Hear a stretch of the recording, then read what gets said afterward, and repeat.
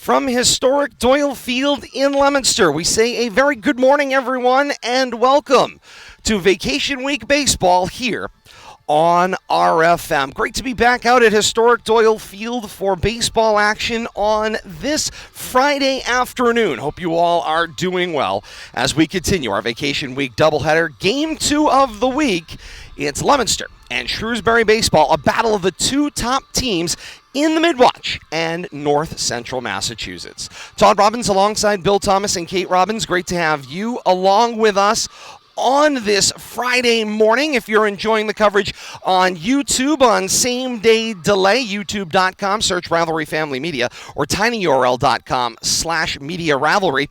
Or if you're enjoying it in one-day delay on Facebook, facebook.com/media Rivalry. It's great to have you with us wherever you are and however you are. We've got great baseball action coming your way over the next couple of hours. Leominster comes in having a great start to their season. 4-1 to this point, the lone loss after 4 straight wins over Shepherd Hill, Methuen, Wachusett, and at Fitchburg.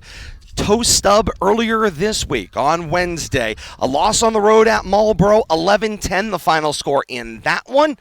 Came in the last couple of innings. So a small blemish on Leominster's otherwise positive season thus far, 4-1 to this point. Meanwhile, if you're a Colonial, everything's coming up in your favor. 6 games out, 6 straight wins. 2 already this week. They come into their third here. Both games on the road at Shepherd Hill, a 12-0 win, then at Hudson, a 13-2 win for Coach Lee Diamantopoulos' bunch. And now here they come into Leominster, cruising with a 6-0 record, and of course thinking about that Samata tournament loss at the tail end of last season after having a phenomenal year to that point, and then struggling in that game and coming up just a bit shy offensively. Introductions have begun here inside of Doyle Field as the players take their respective lines.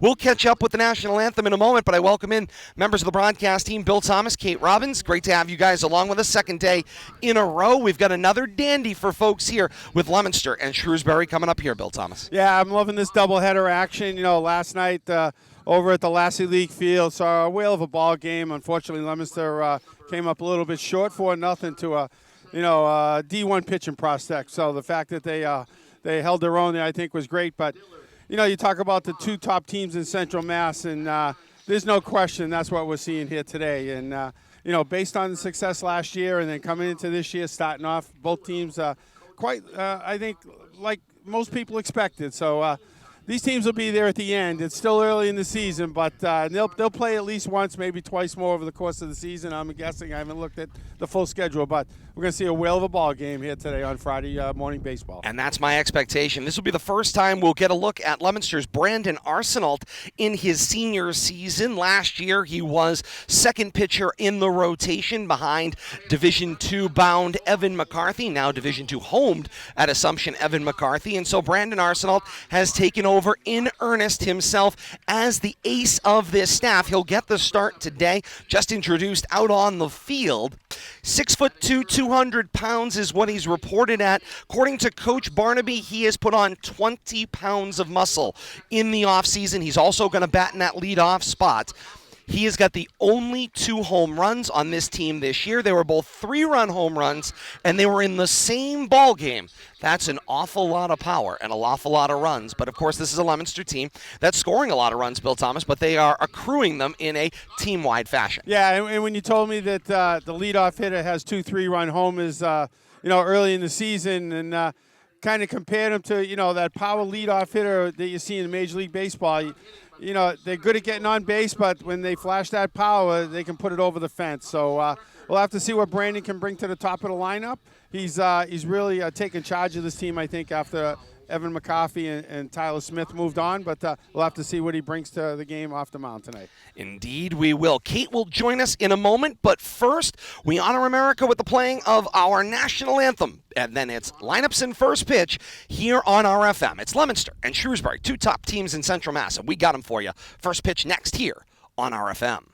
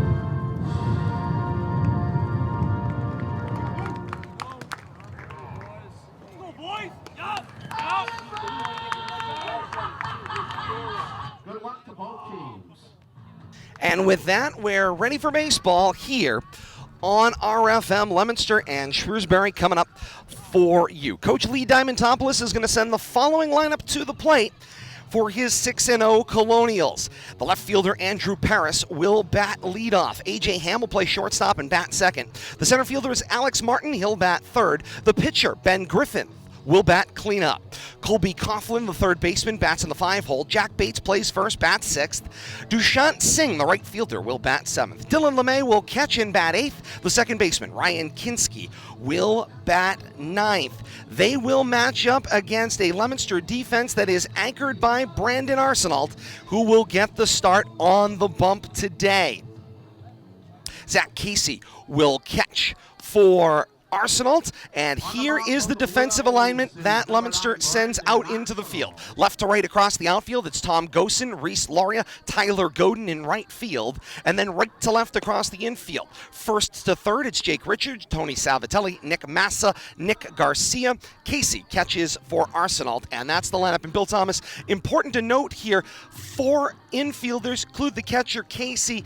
3 of those 5 are returning starters this year, and then you had Arsenault on the bump as well.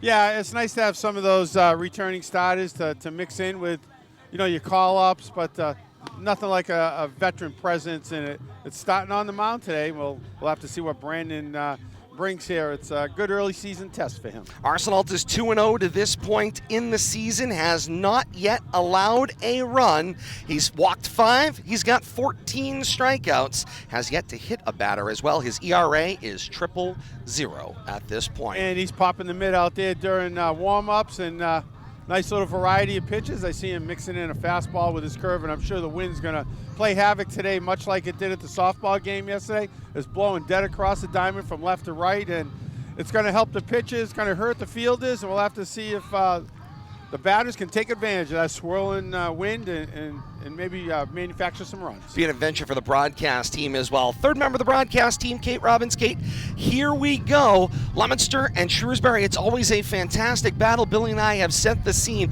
What are you looking for today in this matchup? What excites you about the first get-together of Shrewsbury and Leominster this year? One of the things about these two teams is that you have 2 coaching staffs that know each other well. They've been going at it for seemingly forever at this point. And so you have 2 teams that respect each other very much so on the coaching end of the spectrum.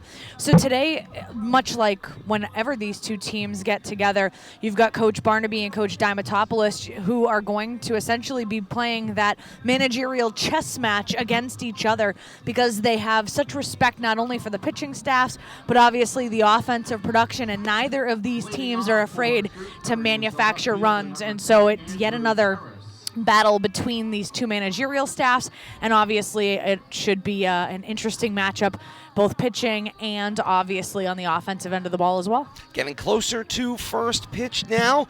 They've sent the ball on down to second. Players in Leominster's infield will get together. Arsenault gets a last word from Casey, and here we go as Paris, the left fielder, comes to the plate. Taking a look at some of Drew Paris' stats to this point. Batting .267 coming into the game. .389 is on-base percentage. He's slugging .467. The right-hander stands in. Arsenault working from the stretch. First pitch, a ball high, and we're underway at 11 a.m. on the nose. Can I say I liked that pitch? You can indeed, but it's then a ball again, I'm in a box. that misses high. What do I know? How did it look from your view, Kate? It's beautiful from in the box. Here comes the 1-0. That's a strike that blisters the outside corner, and it's 1 ball and 1 strike. No, Kate is not being entirely facetious. The sun angle here on a morning start here at Doyle Field is up over and behind our diamond side broadcast position, and she is just getting blitzed with sun. The 1-1 hit on the ground by Paris. Massa slides over, fields up and across the diamond, gets it on to Richard, and it goes 6-3 for out number 1. Nice steady play by Massa to start off the game. They get that first out sure-handed. Saw a lot of that from him last year, and it's nice to see him playing that steady defense. One of the things, if you're watching on the broadcast, we are contending with sporadic clouds from here and there. So a little bit dark right now on our main cam, but I promise you the sun will be back out and everything will be fine momentarily. It is just a passing cloud. Takes Arsenault one cloud to ruin the day. Yep. Sets going to send a breaking ball in for a called strike to A.J. Ham. Ham comes to the plate, batting .474, slugging .684, and his on-base percentage .476. Having a nice start to the season here, Ham is. Arsenault ready. The 0-1. Chopped on the ground, stepping up to it. It's Garcia, plays it off the hip. On to first, 5-3 the putouts. Economical first two batters. Looks like about 5 pitches and 2 outs. That's a good start to the day for Arsenault. Absolutely. You know, Todd and Kate, we were keeping track of pitches yesterday in the softball game. I don't know why, because they never take a pitcher out because of a pitch count. But today it could become important, so we'll have to see how that plays out as the game progresses. Center fielder Alex Martin, the lefty, stands in. Martin's batting .300. .364 on base percentage, slugging .400. Arsenault not liking the signs he got there from the dugout and Casey, so he'll back off. Interesting, Arsenault working out of the stretch right from the first batter here. What he was trained to do as a reliever, and I'm sure he's comfortable in that position. First offering, breaking ball to Martin for a called strike. He definitely doesn't need to wind up to generate the power, so no sense creating extra movement. If you're joining us for your first RFM baseball broadcast, great to have you with us here on RFM today. Remember, it is an old-fashioned radio broadcast with pictures. So the picture's fixed position there will describe the things that you can't see along the way, and that's the 0-1 misses outside, and the count levels at 1 ball and 1 strike.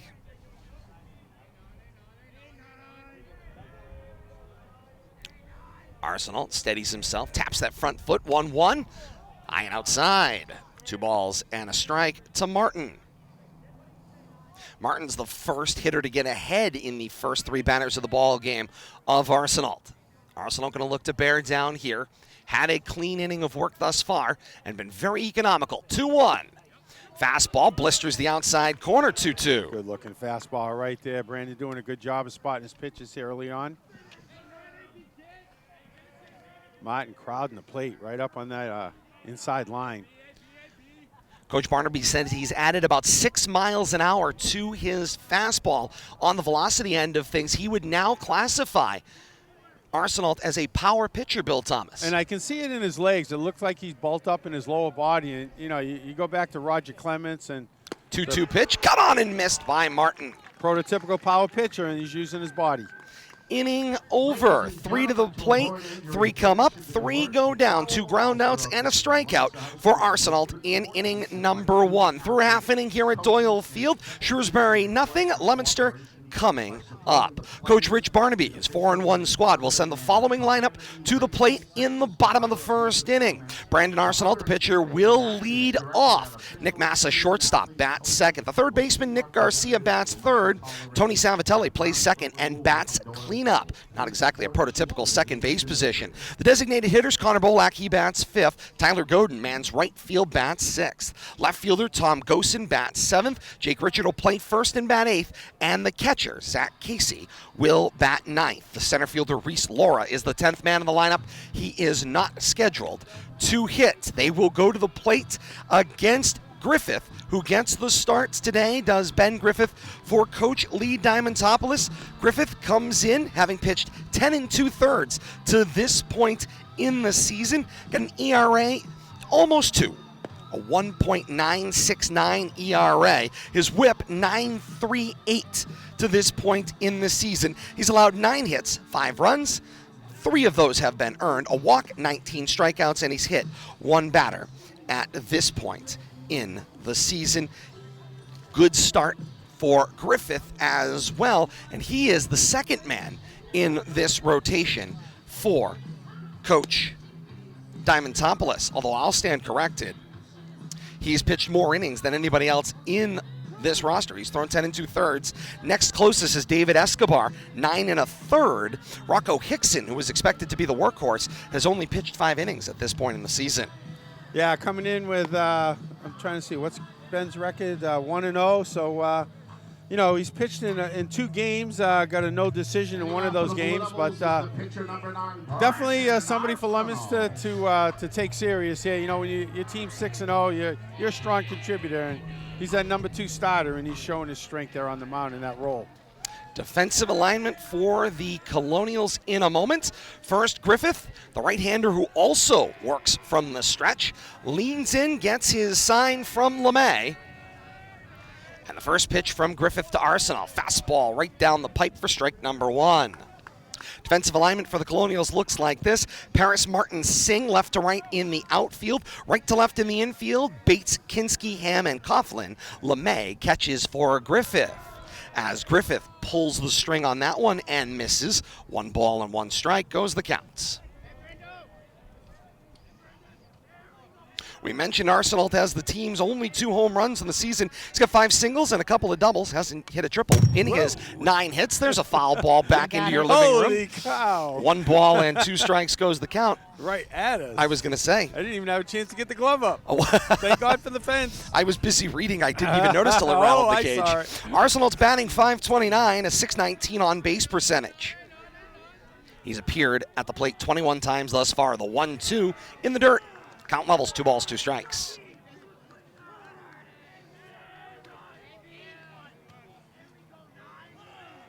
Arsenault looking to get things going here after that good shutdown inning, top of the first. The 2-2 goes too far, and he's retired. Nice high fastball right there. Arsenault couldn't lay off that. Shortstop, number 7, Nick Massa. That brings Nick Massa to the plate. Massa, one of those returning starters for Leominster from last year. Massa's batting .562, a .632 on base percentage in his 21 plate appearances. Got 9 hits, 7 of them singles. First pitch he sees is a ball that misses low.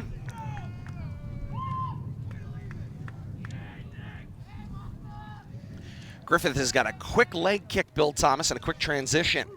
1-0 pitch, and he puts that one in the lead arm of Massa. So shoulder action right there. One way to get on base. Sometimes, Kate, you just have to wear it. Well, I mean, if the pitcher's going to put it inside the batter's box, you might as well wear it. It's as good as a hit, so you're there. And Leominster's got their first runner on with 1 out here in the bottom of the first inning, and Nick Garcia coming to the plate. Got another cloud. It's pretty dark. Camera 1, pretty dark. Sorry, guys. Garcia's appeared at the plate 21 times. He's batting .444, on base percentage of .524 at this point. Sees a first pitch strike.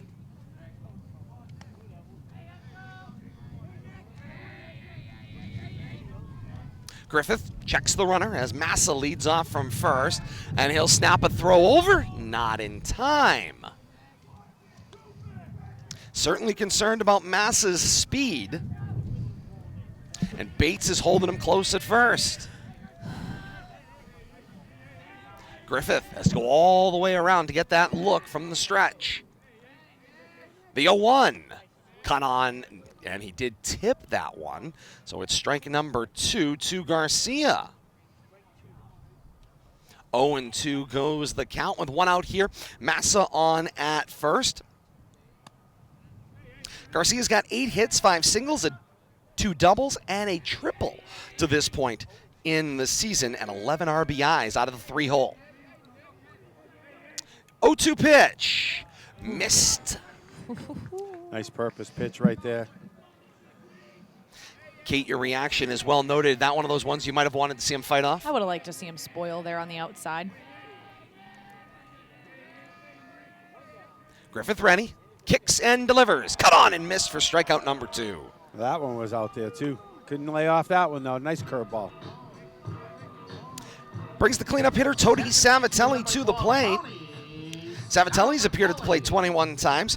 Batting .333, his on-base percentage, a flat .400. He's got 6 hits, 3 singles, 3 doubles. Got himself 7 RBIs and has scored 4 times to this point in the season. 2 outs here, bottom of the first inning. Massa hit by pitch and on at first. Griffith's first offering to Savatelli is a breaking ball that misses outside. It's 1-0.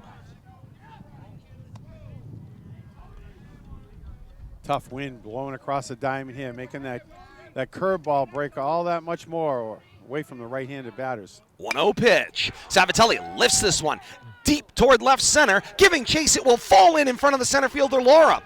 Massa around second, heading into third, and he dives and is tagged out at third base. Griffith collides with the plate umpire, covering at third, but he's got an overhand out, and he is okay, thankfully, after the collision. Savatelli with a single. Indeed. To center, but Massa gunned down at third. 8-5. 8-5 for out number 3. Through 1 here at historic Doyle Field. We are scoreless. We head to the top of the second. When we continue, this is RFM.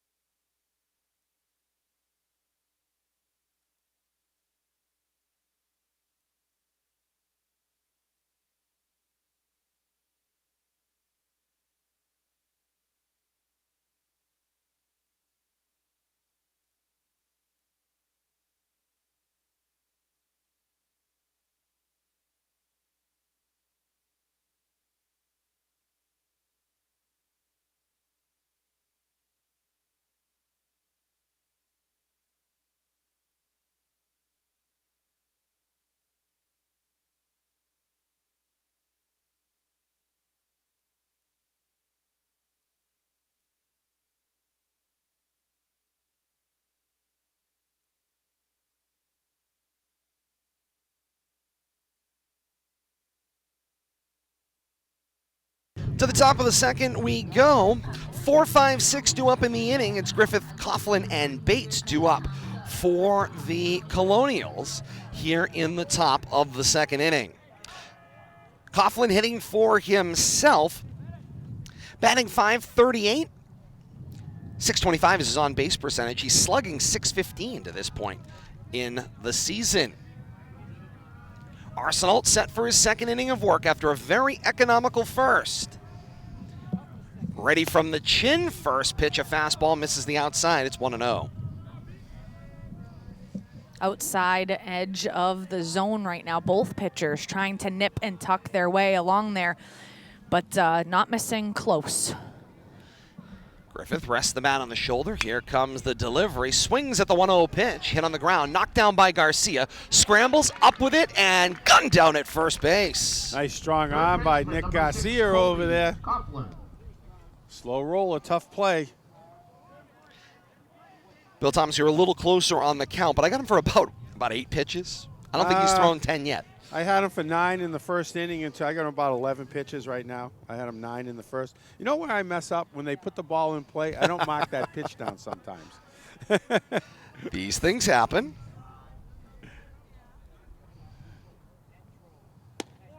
Very efficient first 2 innings, though, by Brandon Arsenault. And the first pitch to Coughlin, called strike.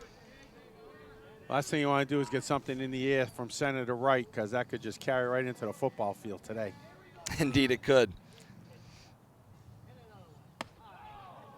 The 0-1 missed and sent Coughlin back toward the dugout. 1 ball, 1 strike. He's batting .538. On base percentage 625, slugging 615. I read that to you when I should have read Griffiths the last time here. Got my finger in the wrong place, Bill Thomas. Well, These things happen.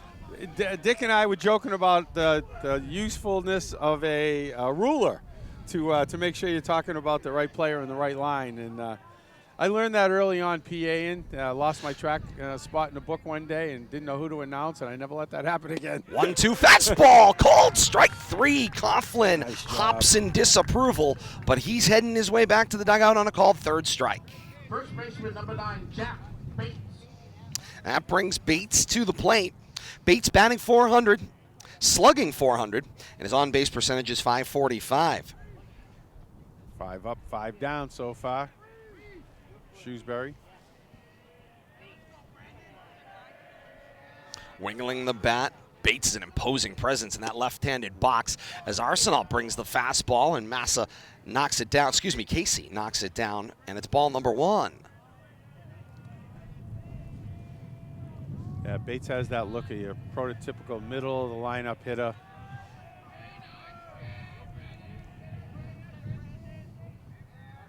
Set, here comes the 1-0 from Arsenault. Breaking ball, check swing, rolling along the edge. It's back, and it is tapped by Casey.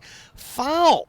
It caught the edge of the rim, Bill Thomas. It was starting to roll back. I was wondering, was he going to let it come back into play and hope he could get the out at first? Well, if he had let that come back into play, he was not going to get that out. Casey kind of stared at it, didn't know what to do with it, waited for the grass to kick it fair, but luckily he touched it before it did because there was going to be no play at first base. That's one of those internal clock type situations where if you let it go that long, that base runner is going to get to first. 1-1. Yeah, you're better off hoping it's on the fair side of the grass and you watch it roll foul, but if you wait for that to roll fair, chances are it's going to be an infield hit. Agreed. The 1-1 missed for Arsenault. 2 balls and a strike to Bates. Arsenault from the chin. 2-1. Hit on the ground, right down the line to Garcia at third. He comes across the diamond a long way, but got it in time. Busy 2 innings for Garcia, but he got himself yet another out. 5-3 goes the putout through 1.5 here at Doyle Field. We are scoreless here on RFM. Leominster goes back to the bat rack. 5, 6, 7 due up in the order. When we continue, this is RFM.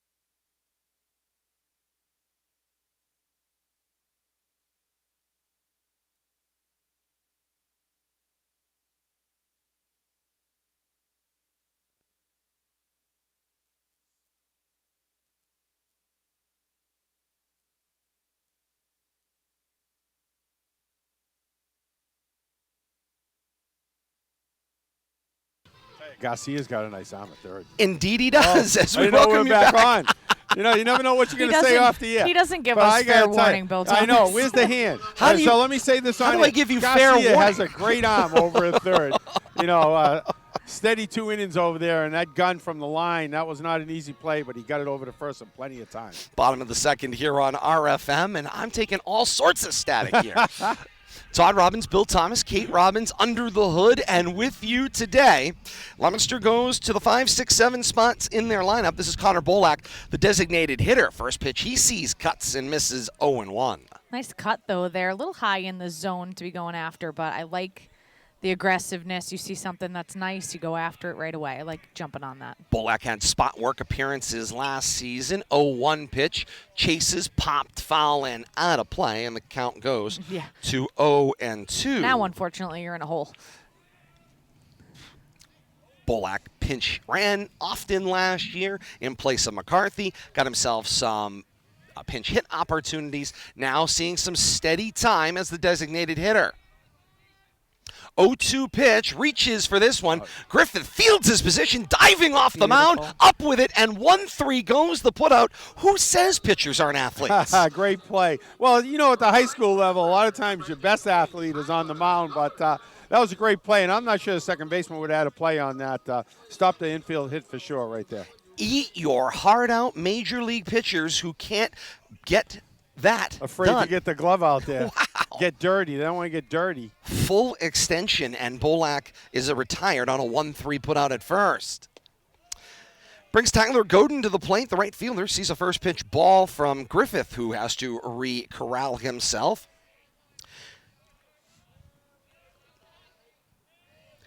Godin's batting .357 with a .526 on base percentage.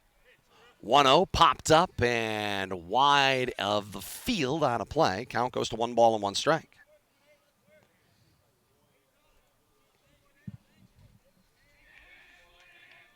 Griffith leans in over the glove, spinning the ball on his right knee. Now brings it set. Chest high set, the 1-1. Swing and a miss for strike number 2. It was somewhere between a check swing and we'll just record that one as undecided. But nonetheless, it was a strike no matter whether you called it on the swing. Call that indecision. Or over the plate. I think you're absolutely right, Kate. 1-2 for Godin. Called strike 3 as he paints the outer third. That was a no doubt about it right there. Great pitch by Griffith. Left fielder number 17, Thomas. And that brings Tom Gosen to the plate. Griffith's third strikeout. Gosen's batting .333 with a .412 on base percentage. 5 hits, 4 of them singles, and a double. First offering from Griffith, a pretty breaking ball for strike number 1. Working that outside corner nicely. You know, I noticed Griffith's pitching from the first base side of the rubber. Makes that break on that curve just a little more sharper outside for the right-handers. The 0-1, check swing foul. In the hole, 0-2 is Gosen to Griffith. That's been kind of the name of the game. The second strikes that have been recorded against these Blue Devil hitters have rather been like check swing, excuse me, indecisions. Needing to get a little bit better with that second strike because now they're in a hole. Outside. 0-2, and that one painted back toward the plate. Looking for the batter to chase there. Yeah, 1 ball, 2 strikes. He hits the glove, but the catch is practically in the left-hand batter's box. And they got Bolak to chase on it already on a waste pitch, and then Godin cut and missed on it. Comes the 1-2 breaking ball, called strike 3 on the inside. Back-to-back caught looking. Brought that breaking ball into the kitchen of the batter, Gosen, and he will go to the dugout. 3 up and 3 down in the inning. No runs, no hits, no errors, nobody left on for Leominster. 2 complete here at historic Doyle Field. We've got no score. Leominster and Shrewsbury locking horns, 2 best teams in Central Massachusetts baseball right now, and they are tied at 0-2. More to come. This is RFM.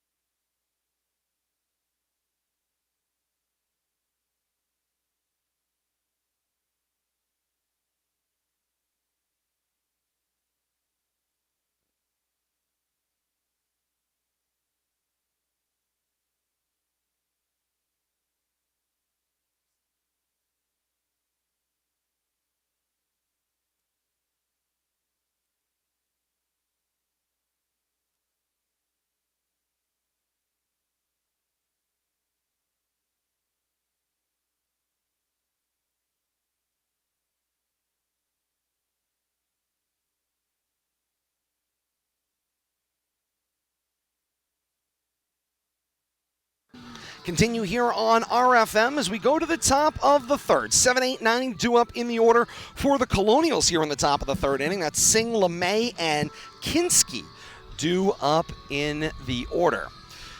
Bill Thomas, both pitchers right now dominant through 2 full innings. Yeah, Arsenault, very efficient. I got him for 18 pitches.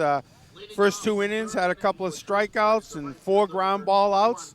Couldn't ask for anything better in this windy day. Keep the ball down, keep it on the ground if they're going to put it in play, and set them down if they're not going to swing. I am shocked at how dry everything is right now. Dusty and dry. At this point in the season, you still expect it to be a little bit of moisture. And the wind just really dries everything out. You know, the topsoil's blowing around a little bit. Infield is moving in clouds coming into our position. It's been a bit of an adventure. Flag looks beautiful out in right field. It does extended. indeed. That's classic baseball. Kate struggling with the hood as Dushat Singh, the right fielder, comes to the plate. This is ridiculous. Singh's batting .294, on-base percentage of .368, slugging .529. Sees a first pitch strike.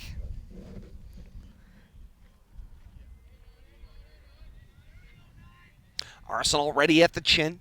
Brings the 0-1. Line drive back at him. It whacks Arsenault. It will careen over to Massa. He slides down while fielding with the bare hand. And it is a rip single for Singh right off the pitcher Arsenault. And quickly, pitching coach Ed Vowles is up off the bench, and he's heading out to check on his ace. Because that had an ankle. That had an ankle. And it was his plant ankle, Kate, as he was transitioning weight coming over. That's never fun. Indeed it is not. At least it's a warm day. It's about the only good news that could possibly come out of this situation thus far. This one is insane. It is a strong, if you look at the flag in center field, it is a strong left field to right field coming across. Feels more like a left field to home plate breeze the way it is coming across the field right now.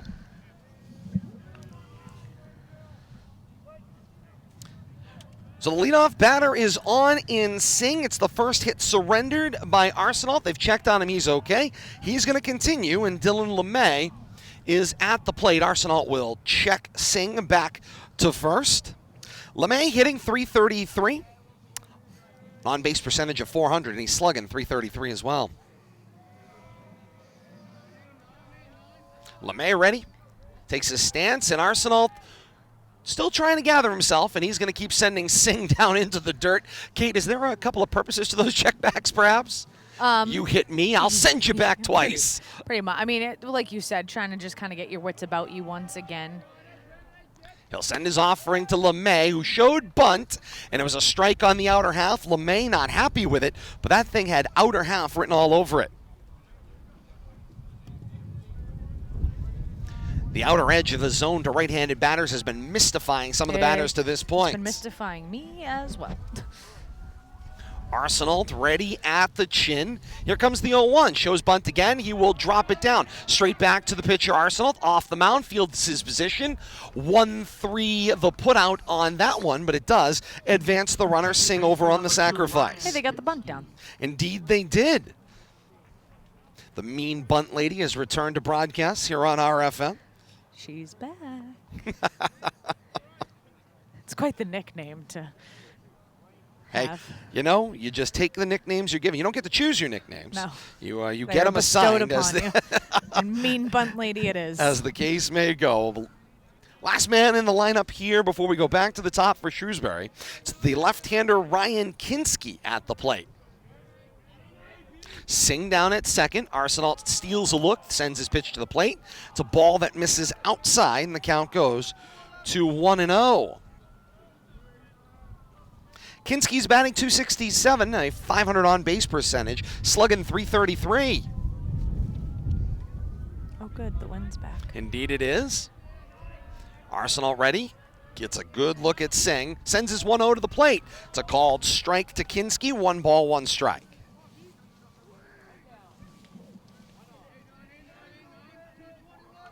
One ball, 1 strike, 1 out. Singh down at second. Arsenault getting his signals from KC.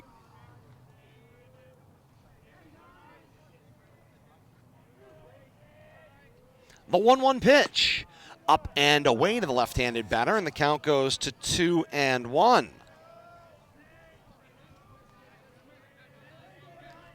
Kinski snuggles his toes up a little closer to home plate. Wants to be able to reach that outer half. Lefties haven't struggled with it near as much as right-handers to this point. Arsenault takes his time, now comes ready. Steals a look at Singh. 2-1 offering. Fouled up and out of play or behind the Leominster dugout. The count levels at 2-2 strikes.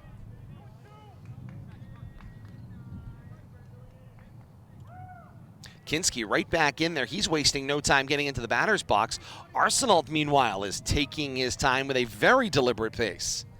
Well, right now already getting into the middle innings, and you've got a runner in scoring position for Shrewsbury. They're trying to take advantage of it, especially in this part of the lineup. Is there something happening around me? Bill Thomas helping you out. Kicks and delivers. Breaking ball. Hit on the ground. Backhand stab by Garcia. Snaps it across the infield after holding the runner at second. Nice job by Garcia. And I know Bill Thomas is helping Kate out. He's been impressed with Garcia's play thus far today, and it is absolutely noticeable as he very deftly backhands the ball in the center of his body, gets the look at Singh at second to freeze him, and then snaps the ball 5-3 across the infield for out number 2. My broadcast position gets more and more fun by the moment. As the wind continues to, honestly howl here, it feels, in our Diamond Side broadcast position. Billy just is taking pity on me at this point. Trying to hold you in place. 2 outs here in the top of the 3rd inning, scoreless thus far. Andrew Paris comes to the plate, grounded out the shortstop in his first at-bat. Singh still down at second. Arsenault steals a look. It's a breaking ball over the heart of the plate for a called strike 1.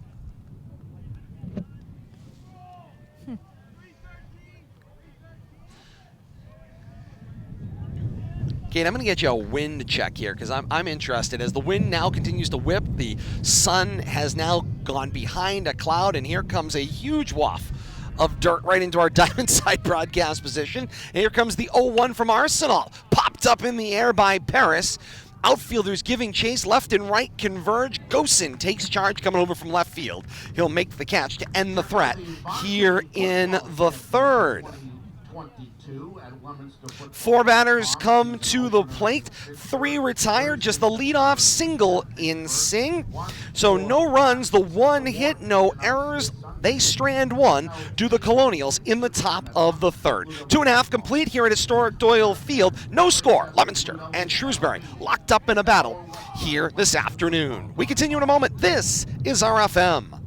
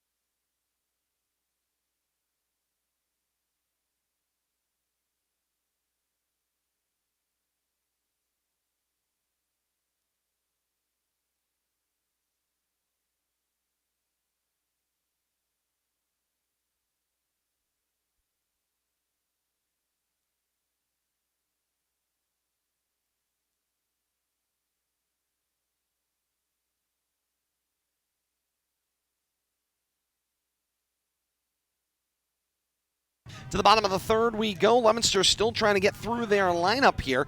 8-9 top. It's Richard, Casey, and Arsenault due up in the inning. And it's a first pitch ball from Griffith to Jake Richard. The 1-0 hit on the ground. Backhand play by Coughlin. Up with it and across the diamond. 5-3 the putout. Third base has been the place to be if you want to participate today, no matter which side you are on. It's a ground out 5-3 for Richard to open the bottom of the 3rd. It's my favorite position. Well, they don't call it the hot corner for nothing. Indeed. Richard was batting .444 coming into the at-bat, slugging .571. Now Zach Casey comes to the plate. Casey's had 16 plate appearances. He's batting .312. Got an identical on-base percentage, .312 as well, and sees a first pitch strike from Griffith. It's 0-1. Somebody's lawnmower is struggling. Little carburation issue. 0-1, fastball, that's outer half as well. Tough pitch right there. Yeah, knee-high outer half, not a great place for a hitter to try to get bat on ball, and it's 0-2. Look for that sweeping curveball right here. Griffith ahead in the count here. 0-2 pitch, goes fastball inside, and Casey discards it up and out of play. Try another 0-2 pitch with one out here in the bottom of the third.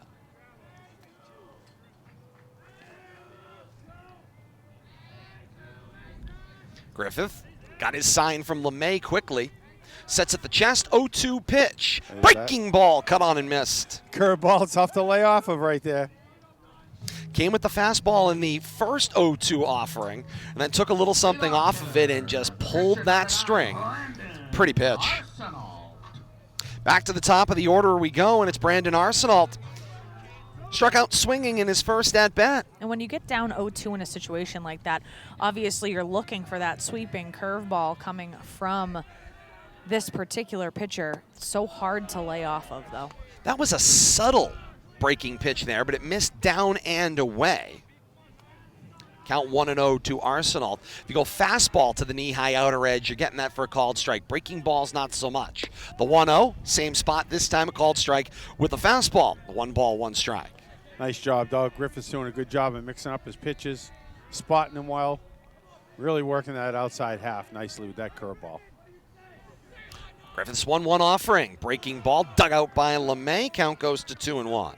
Good job by LeMay. Textbook right there, getting down low, turning his glove under, not trying to backhand that. It's good form right there for a catcher. Dylan LeMay carrying on the LeMay lineage here in the last 2 decades here in Colonial Navy and Vegas Gold. 2-1 becomes 3-1, missed off the outside corner. Yeah, the LeMay name, you hear that over and over again in Shrewsbury. Indeed you do, and a lot of them in the bat and ball sports, football as well, but certainly a long tradition in bat ball sports. 3-1, ball 4, fastball missed the outside, and Griffith is in disbelief. But it's a walk surrendered, and Leominster's got a 2-out base runner. Nick Massa comes to the plate. He was hit by a pitch in his first at-bat and then was cut down 8-5 going into third on a seed thrown by the center fielder. A single by Savatelli. Tried to stretch a little too far from first to third. Nice throw from center field, though. Nailed him. Wasn't an easy play, but a pretty play. Griffith sends it over to Bates to check Arsenault back at first.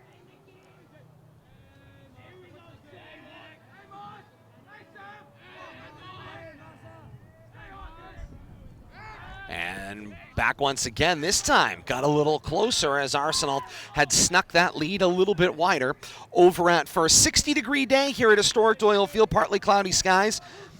Kate's wind that we've been kind of keeping track of, which is still at the moment, is out of the northwest at 18 miles an hour and right on cue. See that American flag when we go to our wide shot right now.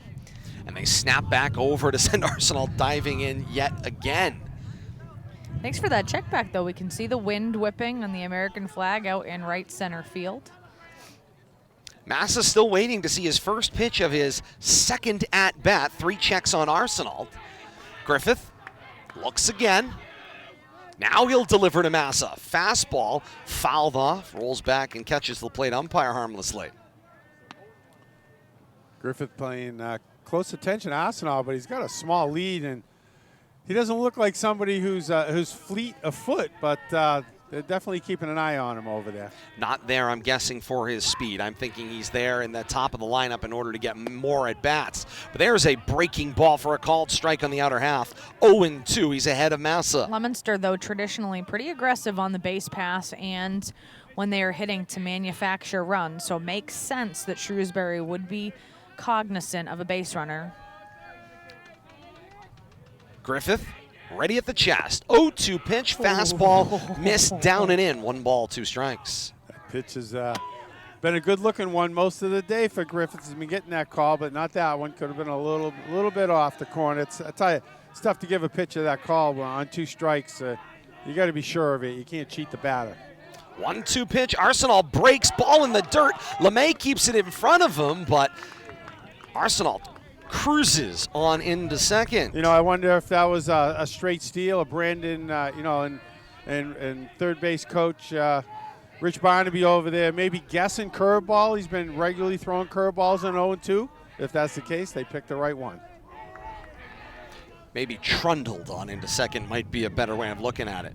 2-2 pitch, it's a one-hopper. LeMay does a great job to get in front of that one and keep it in front. Once again, give LeMay credit there, jumping out into that batter's box and getting his body in front of that pitch in the dirt, keeping it from turning into a wild pitch. And we got a curveball pitch, and you got to be very active back there. So it's a 3-2 count to Massa. Arsenault down at second, 2 outs. A 3-2 offering, check swing, went too far, strike 3. Tough to high off that high fastball.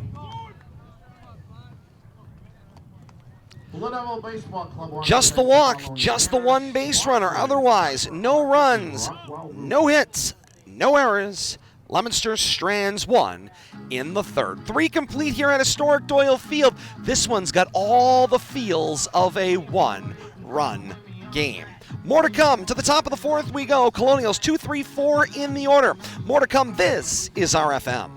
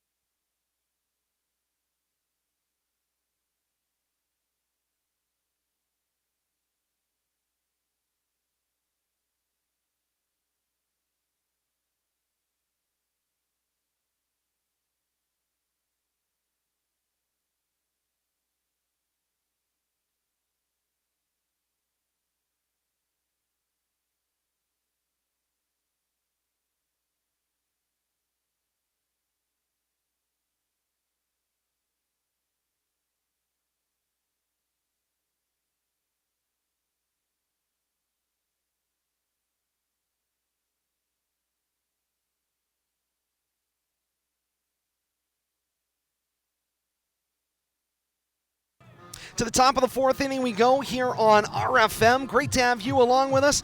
Whether you're joining us on same-day delay on YouTube, youtube.com, search Rivalry Family Media. Like, follow, and subscribe today. Every time we post content, you have got the content direct to your smart-enabled device. Or if you're joining us on one-day delay on Facebook, facebook.com/Media Rivalry for the one-day delay replay of this one. As we go to the top of the fourth inning, we send Colonials 2-3-4. So it's Ham, Martin, and Griffith here in the fourth.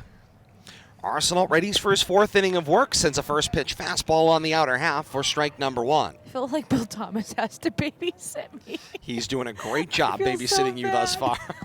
I'm so high maintenance. Ready at the chest.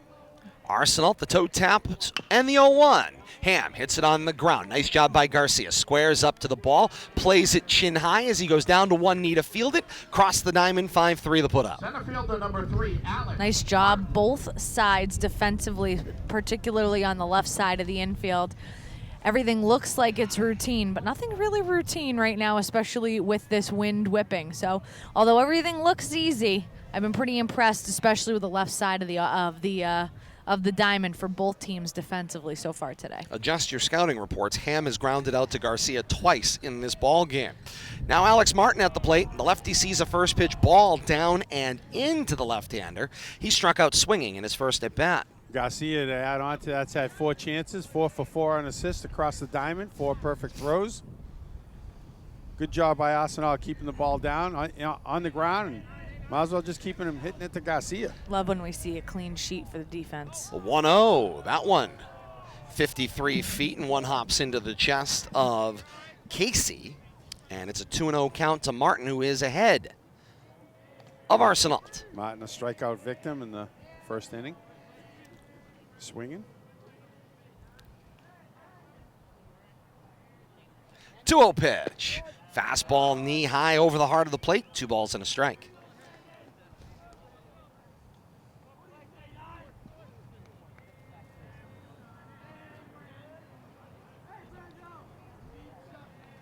It would stay like this. I was going to say, it's a beautiful day when that 18-mile-an-hour wind stops. 2-1, missed outside. 3-1 goes the count. Arsenault has not been this far behind a batter yet today.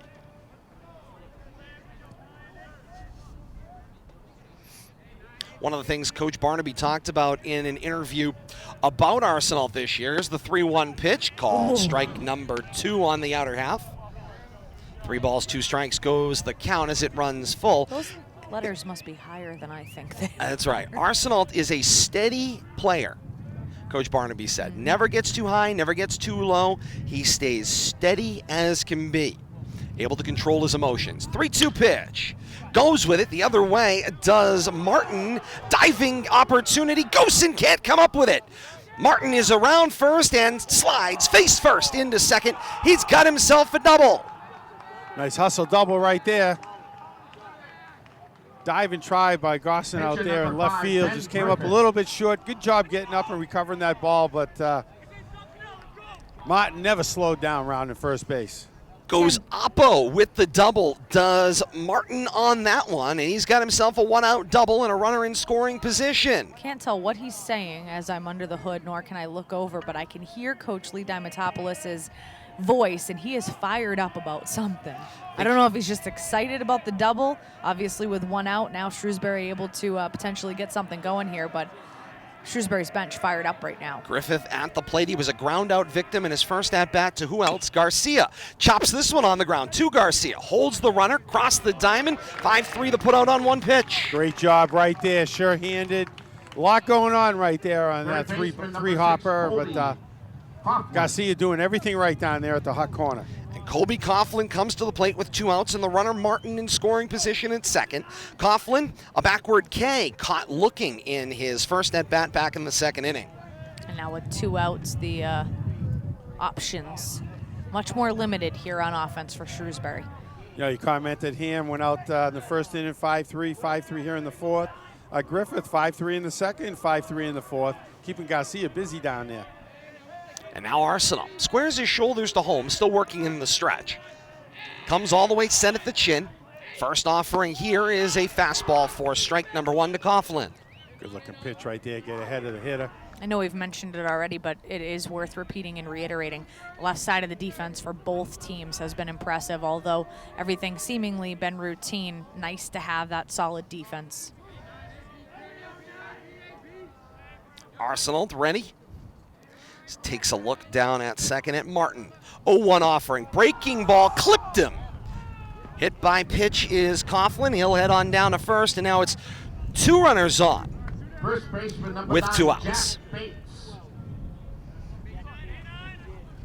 That brings Jack Bates to the plate. Bates grounded out to third base in his first at-bat back in the second. As if on cue, the wind starts whipping again. Indeed it does. Actually feels like the temperature's dropping. Spring baseball. That's right. All the feels of spring baseball and all the feels of a game that may not be decided anytime soon as we are here scoreless in the top of the 4th. Martin leads away from second. Arsenault sends the first pitch in the dirt and outside to Bates. Count goes to 1-0.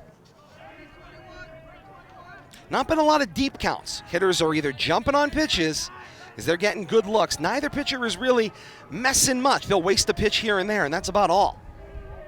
Yeah, both have been fairly efficient.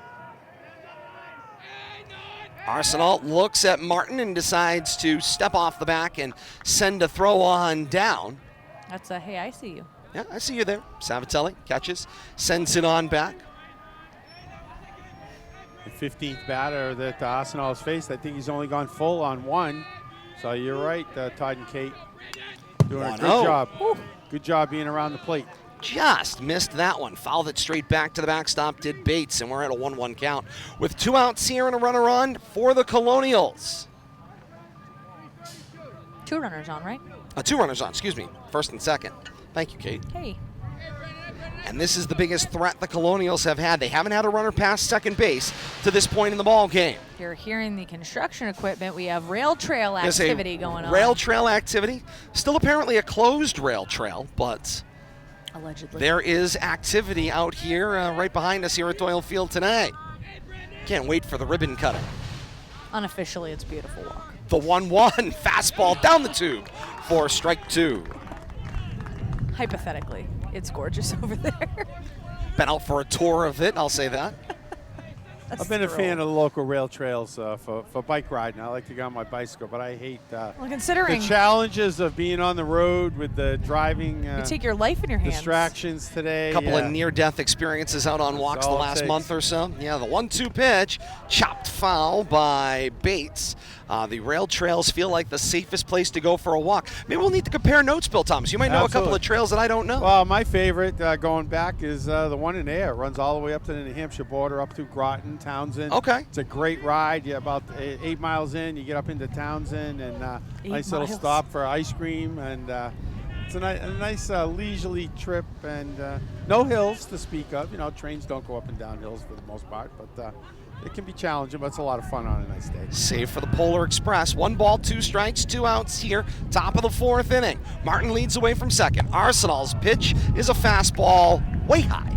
Count will level at 2 balls and 2 strikes. I'll tell Todd there's ice cream on the. I was going to say, on the I rail heard trail. that, by the way. It's my kind of rail trail. Deuces are wild. 2 balls, 2 strikes, 2 outs. Runner at second base. Bates will ask for time, and it is granted. Give him a chance to step out of the box. And now Bates will settle back in.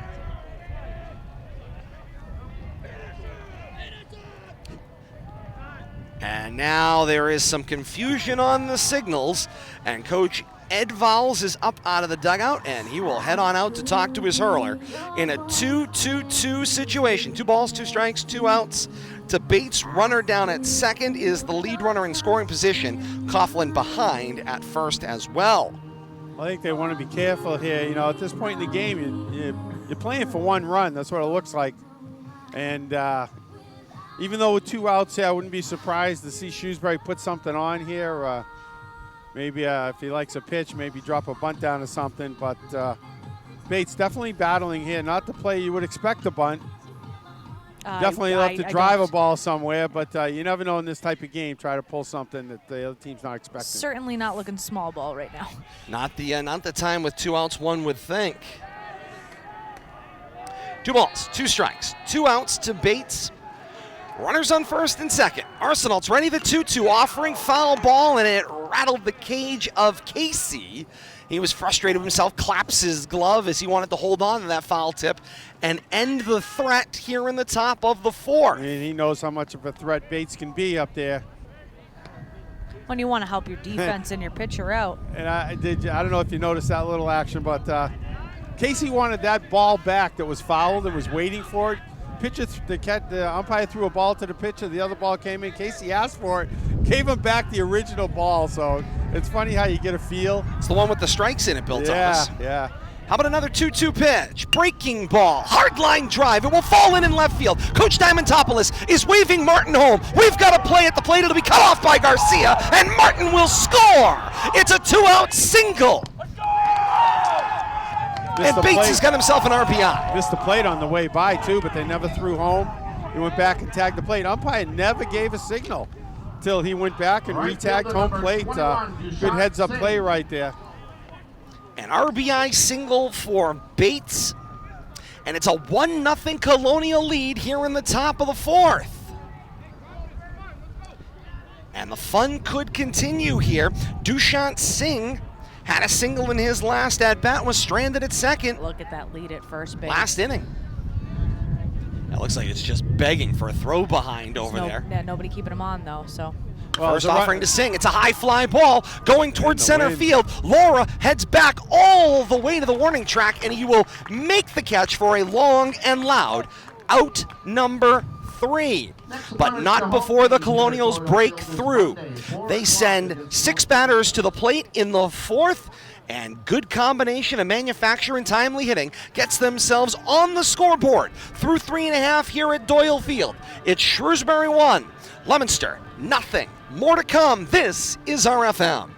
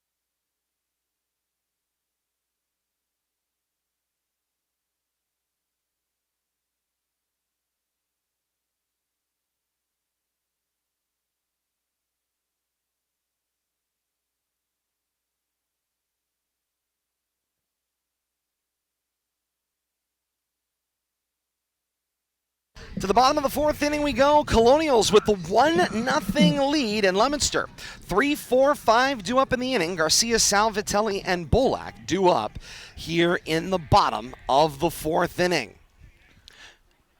First offering by Griffith is an off-speed breaking ball that Garcia harmlessly waves at for strike 1. Talk about helping him out.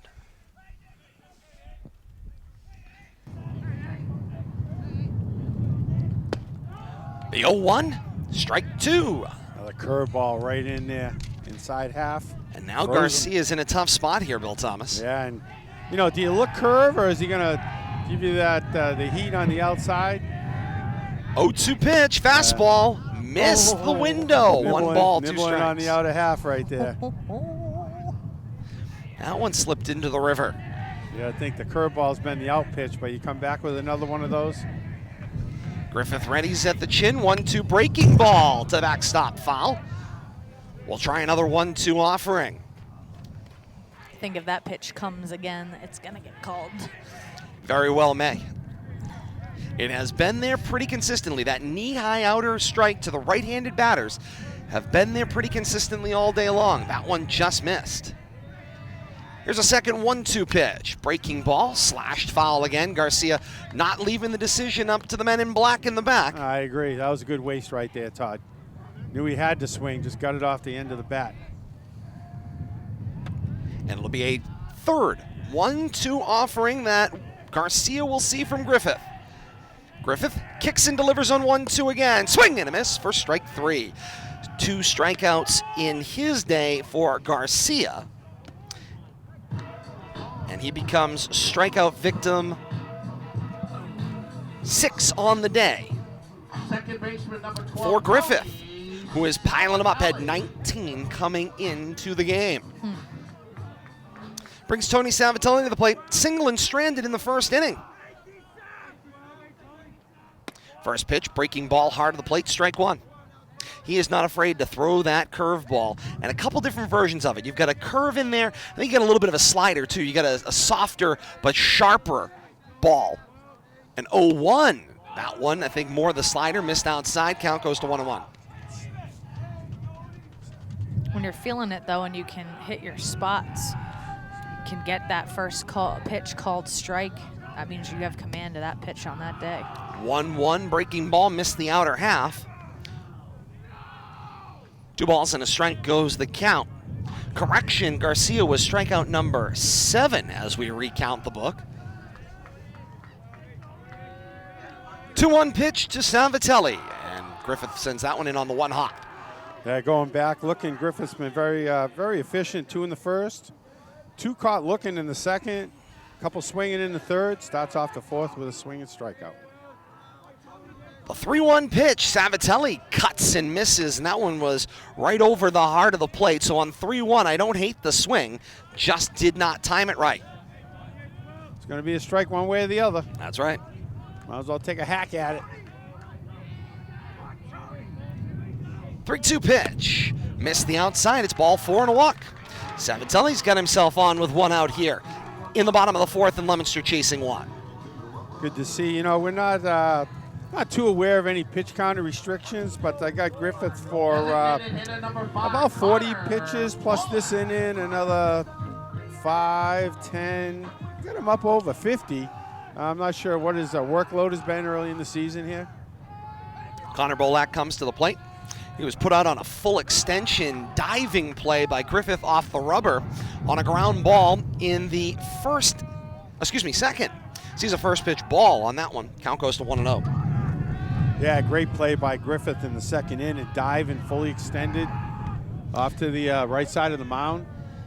Griffith sends Savatelli diving on back into first as Bates supplies the tag, not in time. 1-0 the count on Bolak, the designated hitter. The 1-0 pitch popped up and over the backstop out of play. Count levels 1 ball, 1 strike. And Kate, when you have a designated hitter situation, of course softball we call it the designated player, but either way, somebody whose sole role is to hit, how difficult is that to get into a rhythm when your only opportunities to get involved in the game and really stay actively engaged are the 3, 4, 5 at-bats you get in the ball game? Having never had to fulfill that role myself, as not exactly an offensive specialist, I can imagine it's not necessarily easy because obviously you're not part of every single pitch out there with your teammates. You're spending the majority of your time on the bench, so it's imperative that you on your own independently stay warm, make sure you're getting your cuts, make sure mentally more than anything that you are prepared and ready to go out there, because it's it can be mentally taxing when you have to get up there and perform, and this is your lone role on this particular day. It's kind of the epitome of the role player. Count runs to 1-2. Here's the 1-2 pitch, reaching for it. Line drive off the glove of Griffith. Scrambles off the mound. He'll flip to Bates at first, just in the nick of time for out number 2. Nice recovery right there by Griffith. Stayed with it. Right fielder number 18, First baseman stayed home. That won't look near as good in the book, Bill Thomas, as it actually looked in real life. But it's another 1-3 put out for Bolak from Griffith of Bolak. And Bolak certainly has got the timing. He's sending it right back out from the same direction it comes in. A hot shot right up the middle. It does allow Savatelli to move up. Gets him in the scoring position here with 2 outs. And it's a first pitch ball to Tyler Godin, who was caught looking in his first at-bat back in the second.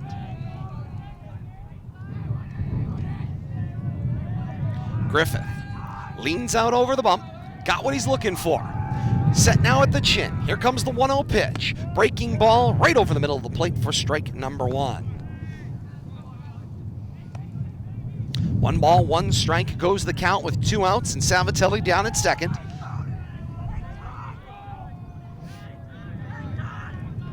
Griffith checks Savatelli, leaning. Now Griffith ready. 1-1 pitch. Breaking ball floats over the head of Godin for ball number 2. You got to wonder there a little bit, is Savatelli messing with the timing on Griffith a little bit just by throwing faint? I mean, he has no intention really of going anywhere. No, I wouldn't imagine he'd be stealing, but even any kind of distraction out there. 2-1 pitch from Griffith, cut on and missed by Godin. Levels the count at 2 balls and 2 strikes. Just getting them to look at you, throws the rhythm off a little bit. Any little thing could give you that advantage here. 2 balls, 2 strikes, 2 outs, runner on second base. Griffith leaning in, looking at Godin in the glove of LeMay. Here comes the 2-2. Cut on and missed, strike 3, inning and threat over. Leominster got themselves another base runner, but Savatelli is stranded. No runs, no hits, no errors. Strand 1 through 4 here at Doyle Field. Shrewsbury with what feels like a commanding 1-0 lead. To the top of the 5th we go. 8-9 top due up for the Colonials. More to come. This is RFM.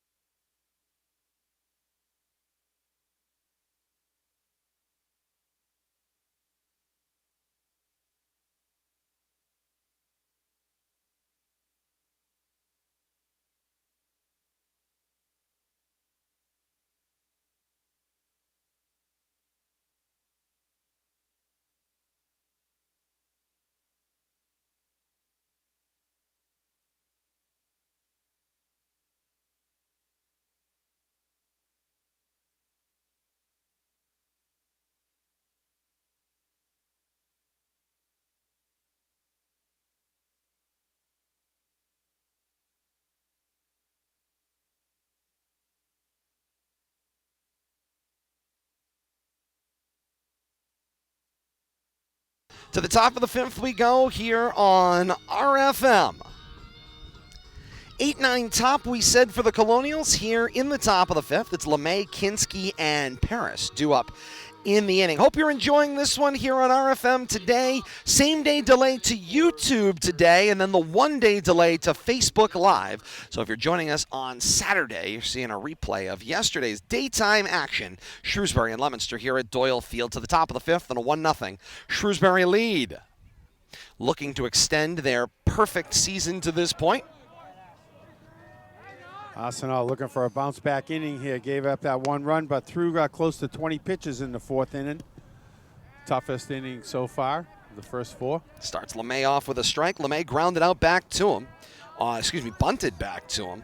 It was a sacrifice back in the 3rd. 0-1. Missed. 1 ball, 1 strike. Arsenault did do a good job bouncing back there, straining 2 runners. And closed out that 4th inning after giving up that run. 1-1 pitch. Cut on and missed by LeMay.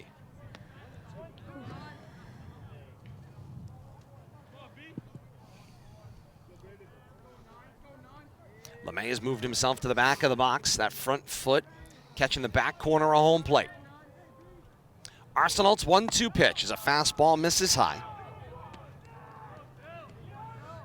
2-2 goes the count.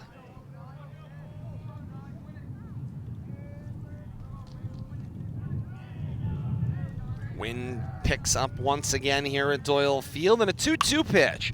LeMay sends this one down the right field line. Giving chase is Godin, but it will land foul.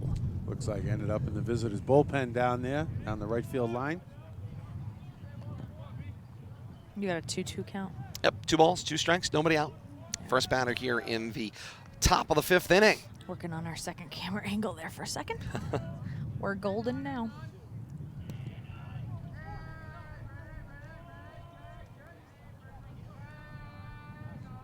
Arsenault rubs up the new ball. He was just sent out after that one was sent out of play.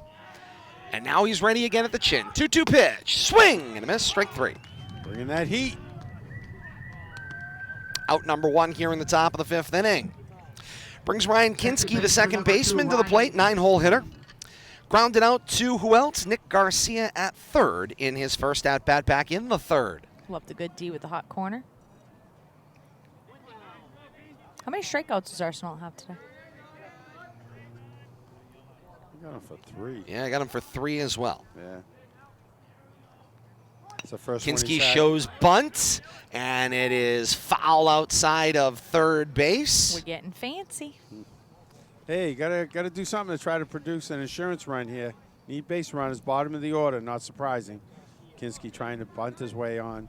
You know, Get the bunt down. Thank you. You missed your cue. Arsenault's, Like, what's happening? Arsenault's first strikeout since the 2nd inning when he had. She's under the hood, Bill Thomas. You missed your cue. Yeah, I know. Get the bunt down. It applies, home and away, doesn't matter. 0-1 pitch. This is a fastball that missed the outside to the lefty. 1 ball and 1 strike goes the count. I didn't want to steal Kate's thunder. That's her line. I know you saw the signal. Oh, yeah.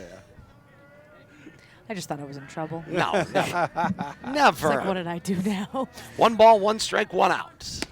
Fastball right on the knees. Inside, Taft, too. Got him backing up a little bit. Tough pitch right there. 1 ball, 2 strikes with 1 That's out. been that outside corner we've seen on the right-handed batters all day, so the Yes. official has seen that coming in all day long. The 1-2 pitch goes upstairs and away and misses. 2 balls and 2 strikes.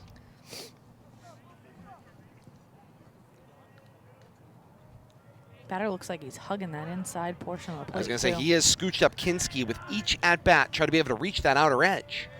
Look how close he is to the plate. 2-2 pitch.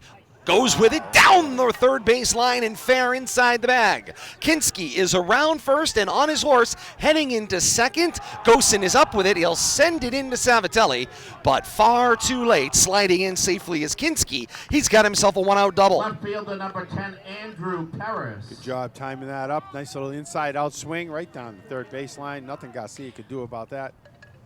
All right, Todd, where are we in the lineup here? Back to the top of the order we go. So we have another leadoff position. We got 1 out, runner on 2nd base. Do we manufacture a run if we're Shrewsbury? Try to pad this lead here with just 1 out. Some speed on 2nd. Paris grounded out to short, flew out to left field in his last at-bat, so he's 0 for 2. both of these teams fairly aggressive with their play calling and with their base running. So we'll see what Coach Diamantopoulos has up his sleeves here. 1 out. Kinski down at second. Arsenault ready. From the chin, first offering on this at-bat. Fouled up and out of play by Paris. Headed to the clubhouse that time. What has Paris done in his first 2 at-bats? Somebody wasn't paying attention in class. Ground out to the shortstop, fly out to left field. All right. When the announcers aren't listening. I was going to say, I'm pretty Tony sure. Maz does that all the time. All the time. They have an entire segment devoted to that.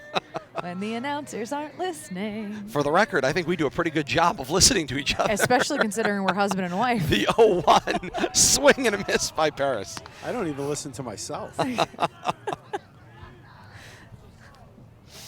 You'd think we just have an off switch between the two of us. Just, that's nice, honey. That's nice. This witty banter is known as Thursday in our house. That's right.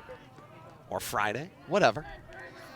Noticeably, Billy, he feels comfortable enough to call me out on it. The 0-2 pitch, ground ball back up the middle past Arsenault. It hit second base. It careened over to short. Kinski is around third. That ball's in no man's land, and Kinski comes in to score. Wow, what a bad break right there.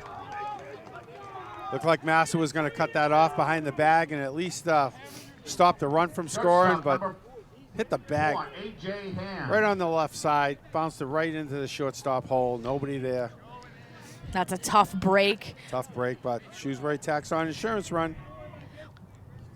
An RBI single for Paris with 1 out here in the top of the 5th inning.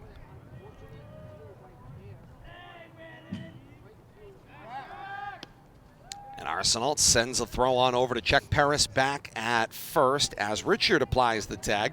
A.J. Ham comes to the plate for his 3rd at-bat. He's grounded out twice, both to Nick Garcia at third base. So get ready, left side. Couple of 5-3. First offering this time is called strikeout or half.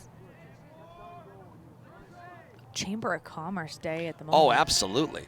Wind has Trey calmed down at least a little bit Bell. at Diamond's side. Still see the American flag out there in right center, whipping out over the bowl. Trey Bell. Arsenault kicks and delivers on 0-1. Runner goes from first. Double clutch here at the plate, and sliding in safely is Paris with the stolen base. And you're right, Coach Diamantopoulos, looking to make something happen, putting the runner in motion. What did you have on the pitch strike? It was called a ball. 1 ball, 1 strike goes the counts.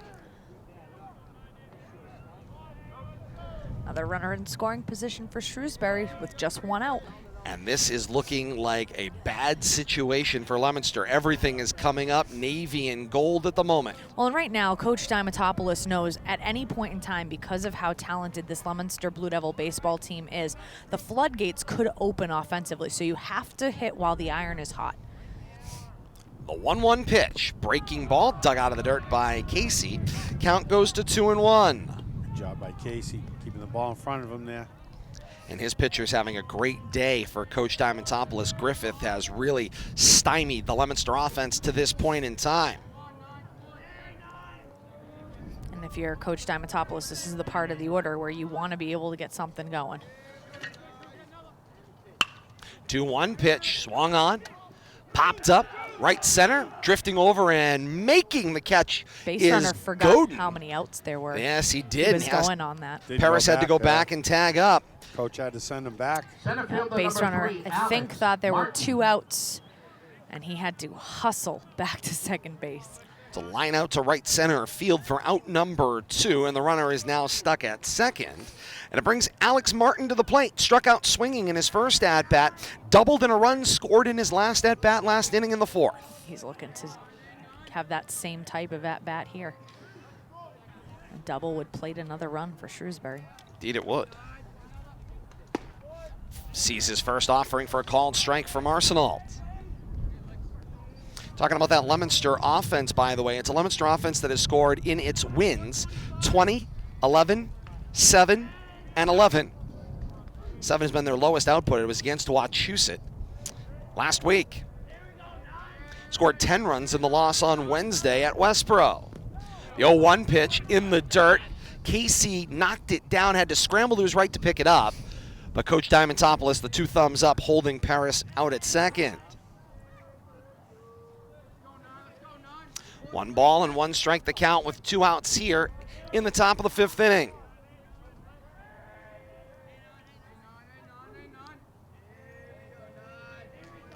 Arsenault takes his time, got his signal now. 1-1 pitch. Fastball missed the outside corner to the lefty. Count goes to 2-1.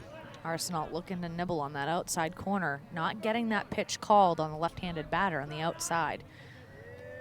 Arsenault up in the 70 pitch range now, too. You wonder if he's not getting a little tired. And a timeout taken here at home plate. Martin will back out. And Bill Thomas, I've seen no evidence of action down in the Leominster bullpen. Yeah, I've been peeking down there, too, and same thing. I haven't seen anything stirring down there. You got 3 out there that are potentials. Godin is out in right field for potential relief. Ryan Garner and Angel Baez also sitting in the dugout. This ball missed on the 2-1, excuse me. Count will go to 3-1 to Martin. And Leominster being very cautious with this particular batter. As you said, he had the double in his last at bat. They do have space at first base, so a walk here not necessarily going to do any harm. And it brings Griffith to the plate if it does. 3-1's in the dirt. That's ball 4.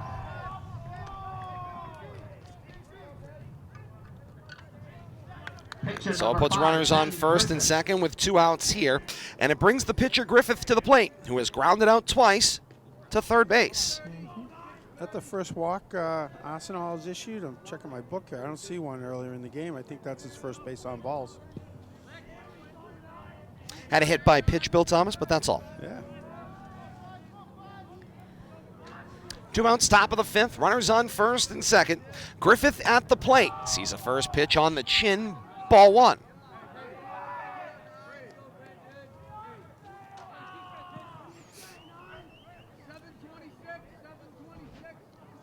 Coach Ed Vowles, the pitching coach, calls out the signals. Arsenault stares in at Casey for the side. The 1-0, fastball hit on the ground by Griffith, knocked down by Garcia, keeps his wits about him, steps on third base. It's 5 unassisted, and the threat is over. Good situational awareness right there by Garcia. Get that 3rd out. But not before the Colonials plate 1. Ryan Kinski with 1 out doubles and becomes the run scored on the RBI single from Andrew Paris. And we have got a 2-0 ball game through 4.5 here at Doyle Field. More to come. This is RFM.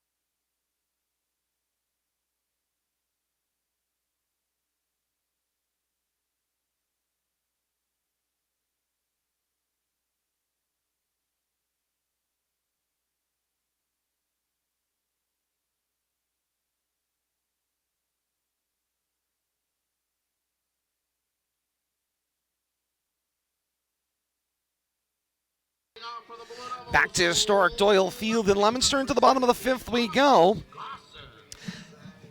Leominster goes 7-8-9 here in the bottom of the fifth inning. Gosen, Richard, and KC. The first pitch is a ball in the dirt, dug out by LeMay. And Gosen's ahead 1-0.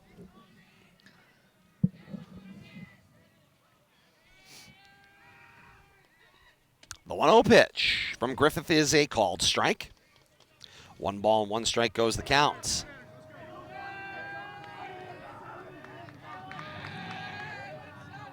Ready now, here's the 1-1. Breaking ball. It floated outside. 2-1 goes the count. Gosen was a caught looking back in the second, his first at bat. 2-1. Popped up and out of play, leveling the count at 2 strikes.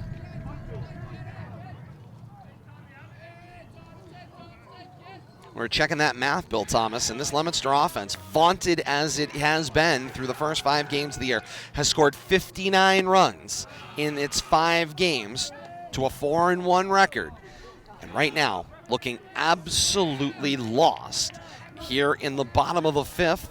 To this point, Griffith has kept him guessing all day long. He has, mixing up that fastball, curveball, spot nicely on that outside 3-2 half. pitch, Just called like strike that. 3. Just like that. And one of the things that you kind of don't necessarily realize if you are not familiar with the scheduling, these student athletes are used to having 4 o'clock afternoon starts or 6 or 7 o'clock at night starts. So they're used to going for a full school day, having a certain rhythm. Routine. Yeah, and having a certain routine.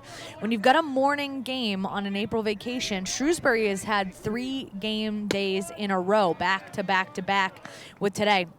Leominster has only had, I think is this their only game this week or just one other game this week? Played one other game this week. It was the loss at Westboro on Wednesday. Right. So sometimes when you have these types of schedules, it's certainly no excuse, and Coach Barnaby certainly would not allow it to be an excuse. But if it's something a little bit different and you're not necessarily used to it, you get out of your rhythm, and it takes a little while to get hot. And right now, Leominster's bats have been ice cold through 4. Griffith's 1-1 pitch. Missed just low, was over the heart of the plate, but below the knees. 2 balls and a strike to Jake Richard, who grounded out to third base. And Coughlin in his last at bat. We've talked about it the last couple of years because of COVID, the teams have become used to things that are not necessarily a routine, but now with the 2022 spring season, things have returned back to some quote-unquote normalcy. And so now all of a sudden you're used to that routine, those 4 o'clock starts on school days, and so it can mess with you a little Griffith's bit. 3-1 pitch is called the strike. Count runs full to Richard, 3 balls and 2 strikes. Well, this second camera angle is struggling today. We get it. 3-2 pitch in the dirt. Ball 4.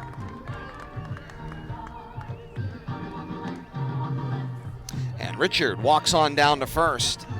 And this Bill Thomas looks like Second, third base walk on of the ball. day. Yeah, Yeah, third issued. walk. You add in the hit by pitch, 4 free bases that have been given away today by Griffith, but Blue Devils unable to capitalize on those free base runners. when you have 9 strikeouts, you can live with the increased walk ratio. Picking up 2.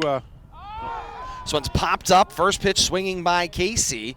Going back on it, the shortstop Ham. He will make the play in shallow left field for out number 2, Kate. And a situation like that actually epitomizes what Leominster has been going through. Like you said, they get the occasional walk, they get the occasional base runner, and then it seemingly, with 1 out, the very next batter swings at the first pitch, and they either get a routine ground out that does not move the base runner, or they get a routine pop-up, and now all of a sudden, you've got a 2-out situation with 1 runner on, and then you got to make something happen. You have to get a hit here now. Back to the top of the order. It's Arsenault. Sees a first pitch strike here in his 3rd at-bat.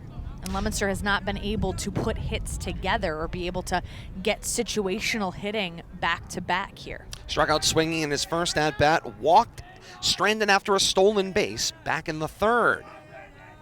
0-1 from Griffith. Arsenault puts a charge into this one. Heading into no man's land. Sliding over and stabbing it out of the air is Kinski, the second baseman, who took charge and was not bothered by a diving A.J. Ham that flew through his line of vision as well. Almost a collision there, but good job. Leominster strands yet another. No runs, no hits, no errors. Strands one, Richard, after a walk. Through 5 complete here at Doyle Field. It's Shrewsbury 2 and Leominster nothing. And more to come. This is RFM.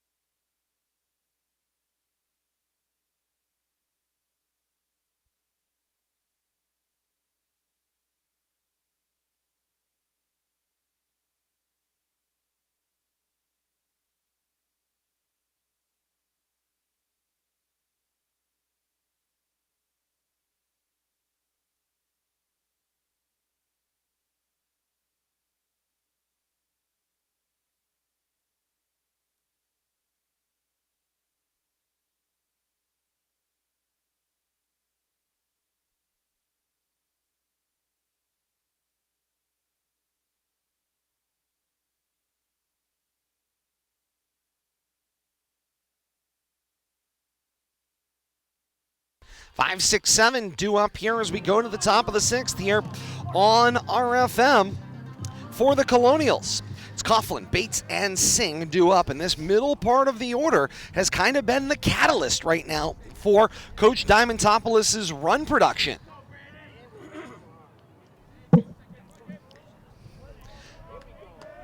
Coughlin hit by a pitch in his last at-bat, caught looking in his first at-bat. And here's Arsenault's offering, and it's a first pitch single down the left field line. Still on his horse, tripping, rounding first is Coughlin. He will still slide in as Salvatelli is not able to play the ball out at second base safely, and he turned that single into a double, did Coughlin. He did. He hustled that all the way around, right out of the box. Good throw, just short hopped Salvatelli there at second base. Couldn't come up with the throw. It's going to be a close play. Good hustle double right there by Coughlin. And he got caught in the quagmire, Bill Thomas. It's like he hit a pothole somewhere between first and second. Had a little trouble with the undercarriage, but he was able to get himself sorted out. Could have been the wind, wanted to drag him out into right field. No doubt. Turn the corner right into it. He's got the oven mitt on now down at second, and Arsenault will check him back. Tells me he's used to head first slide, and Indeed. He's got plans, is what I'm thinking. Brings Bates to the plate. Bates grounded out to Garcia at third in his first at-bat, single and stranded in the 4th.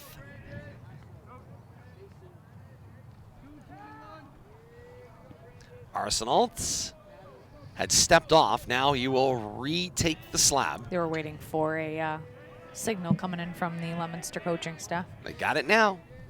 Arsenault looks at Coughlin. First offering to Bates. It's a called strike.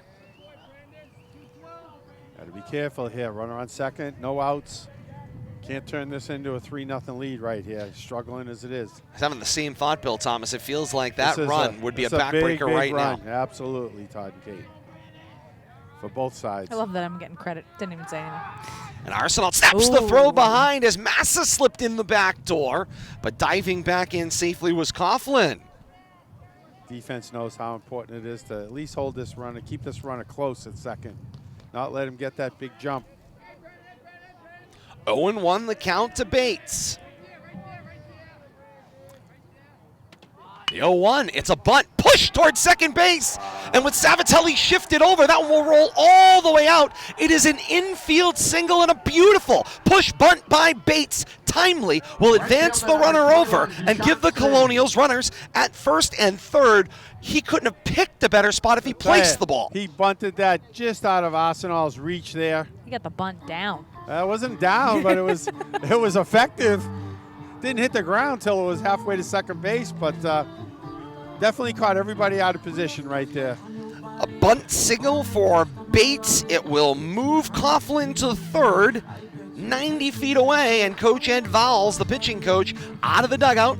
No, excuse me, that's Rich Barnaby. Yeah, he is out to make a change. He's already given the ball to one of his fielders. Not sure who it is. It looks like Ryan Garner is the first one out to find Arsenault, who is none too thrilled. Number 8. It's Nick Garcia who's going to take the rubber. Third base. Certainly warmed up, Bill Thomas. He's had plenty of action over at third today. He's had plenty of throws across the diamond. Played a great third base. Have to see if he can come in and shut down the Shrewsbury offense. Nick Garcia will warm up. We'll step aside. We'll have the final line on Arsenault. When we continue, this is RFM.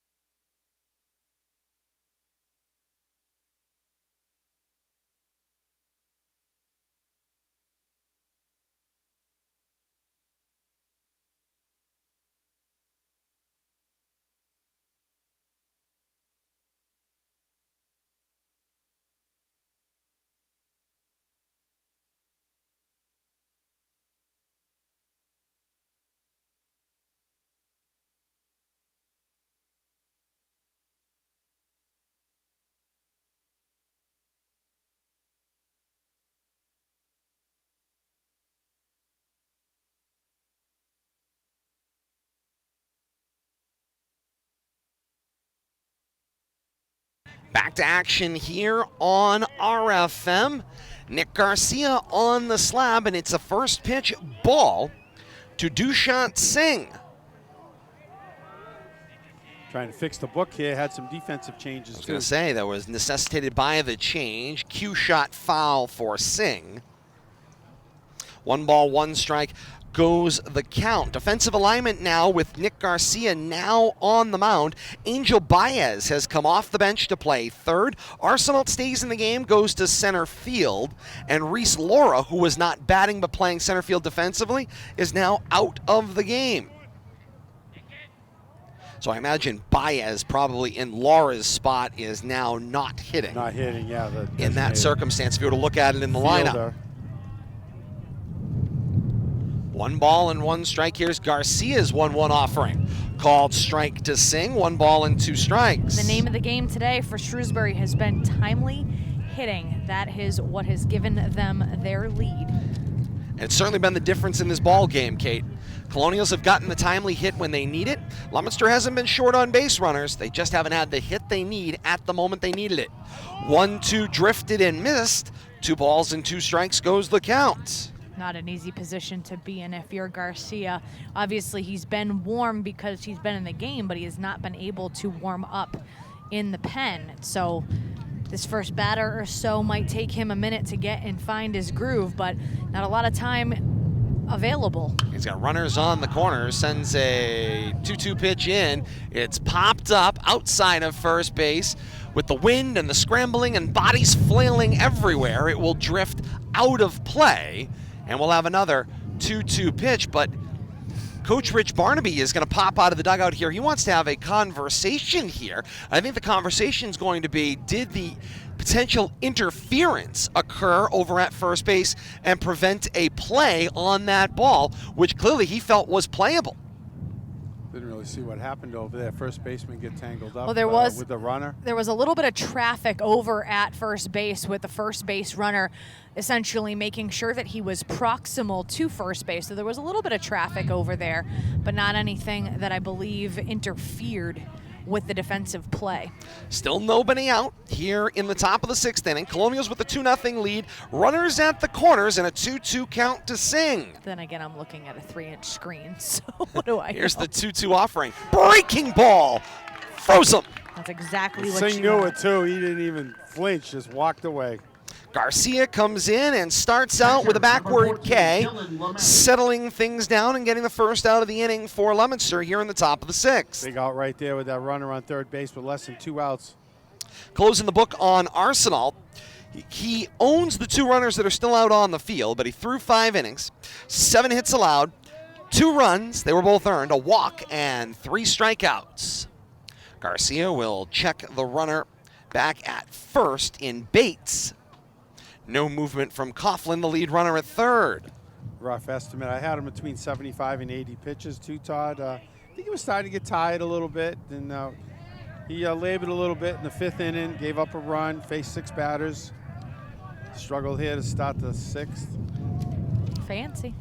And folks step off as Garcia will fake in all directions.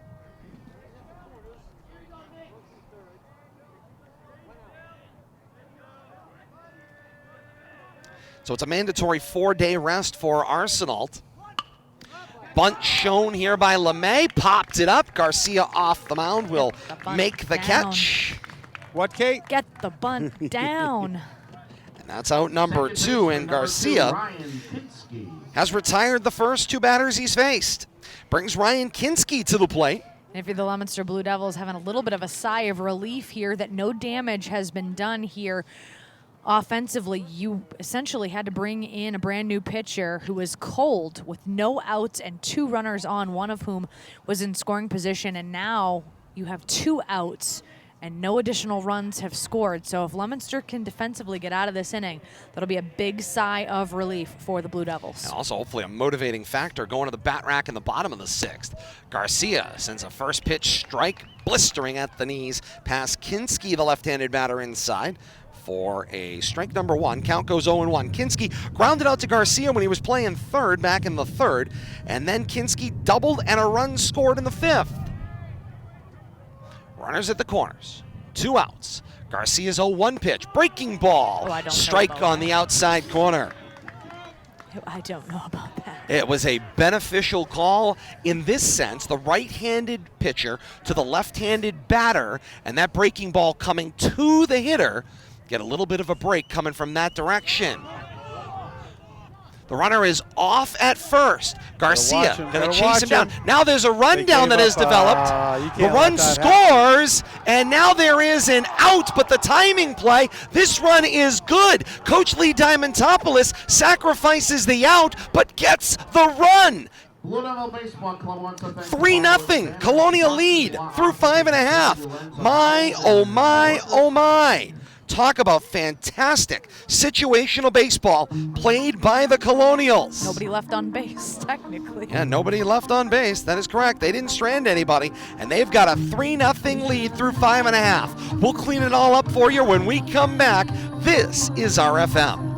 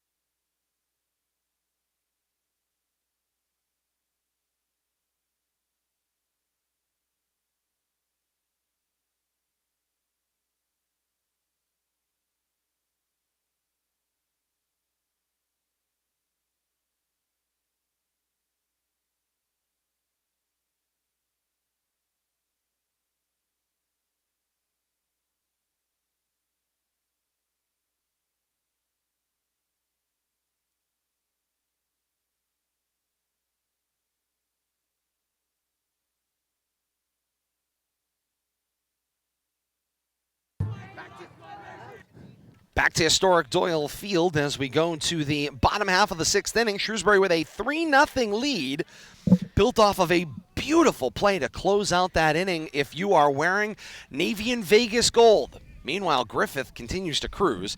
Leominster is 2-3-4, and Massa leading off sees ball number 1 go by. And then there's strike 1, followed quickly on its heels. 1 ball and 1 strike to Massa.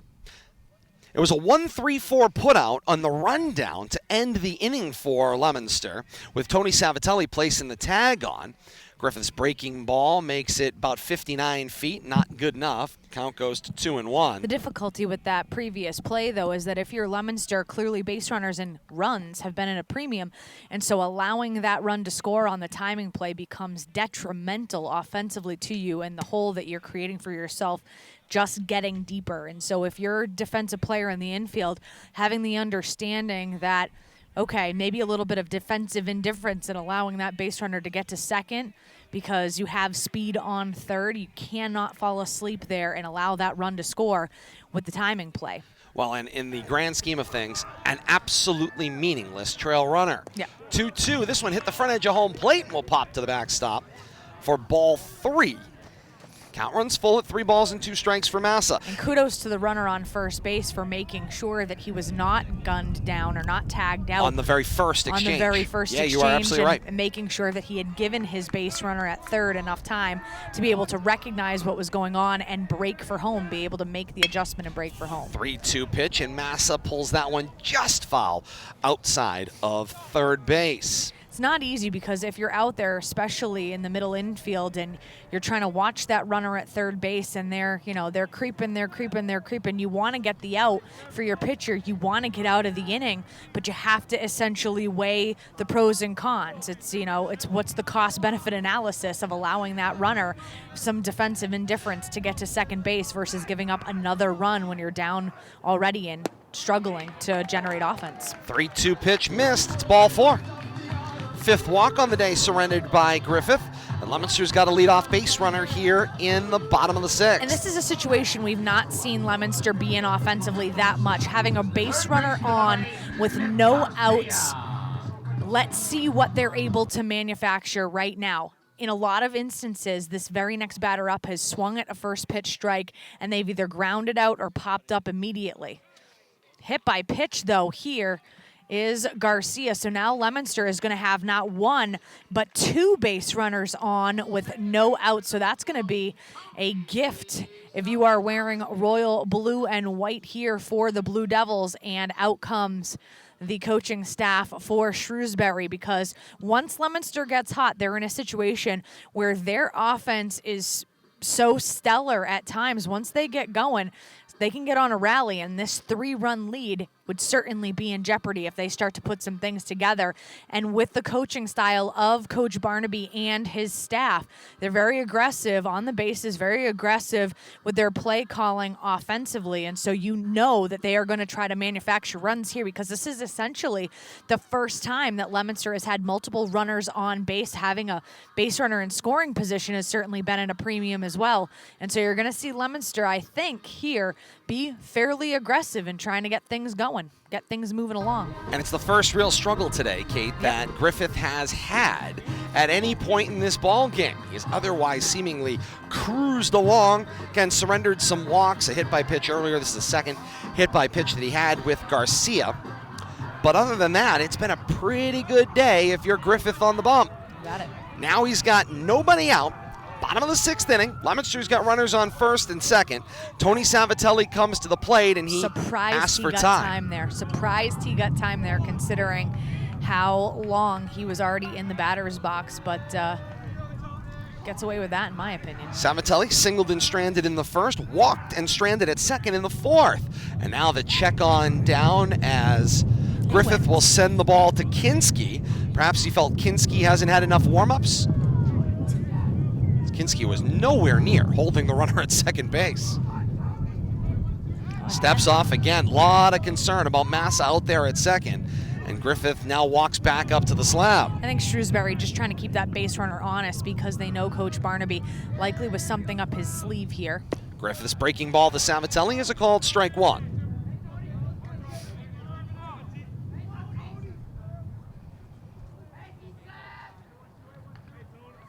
I think what Shrewsbury's got to concentrate on. Griffith's got to get this guy at the plate. This is really important. This is the 3rd run standing at the plate. That's where you got to concentrate here on outs. 0-1 pitch. Fastball, cue shot foul. Count goes to 0-2. Ahead in the count. Watch Griffith work ahead in the count most of the day today. Indeed we have. Probably only been behind a couple of different batters at various points. As I said, never really has shown signs of struggle. And it's really only been the last 2 innings where he's gone full. 0-2 breaking ball. This one hit the back pocket of LeMay. The lead runner in Massa will advance to 3rd. Good jump right there. Good awareness. Brings the count to 1-2 now. Runners on the corner for Leominster. So now things can get even more funky. Do they try a little something? LeMay sends a signal out to the field.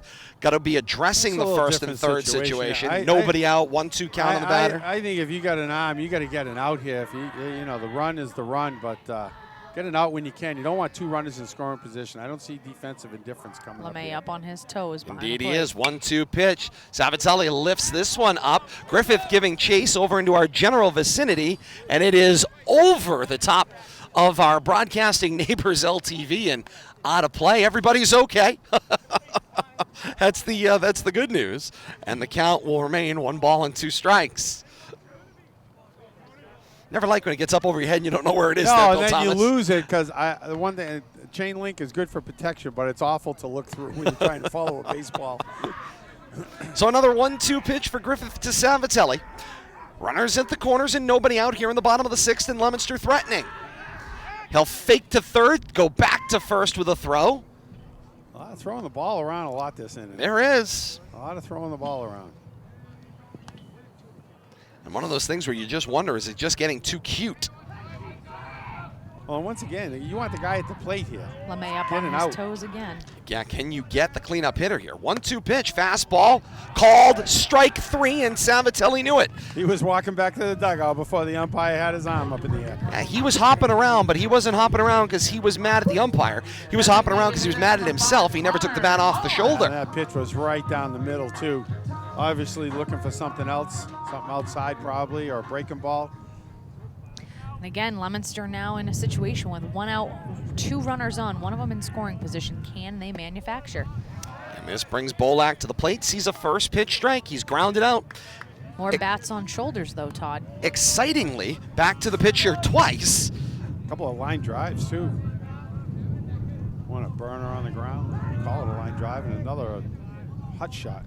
0-1, hit on the ground this time. Ham has to charge, shovels on to second for 1, on to first, double play, ends the threats, and the Colonials are ecstatic. 6-4-3 textbook double play, inning and threat over. Through 6 here at historic Doyle Field. It's Shrewsbury 3 and Leominster nothing. To the 7th we go. When we come back, this is RFM.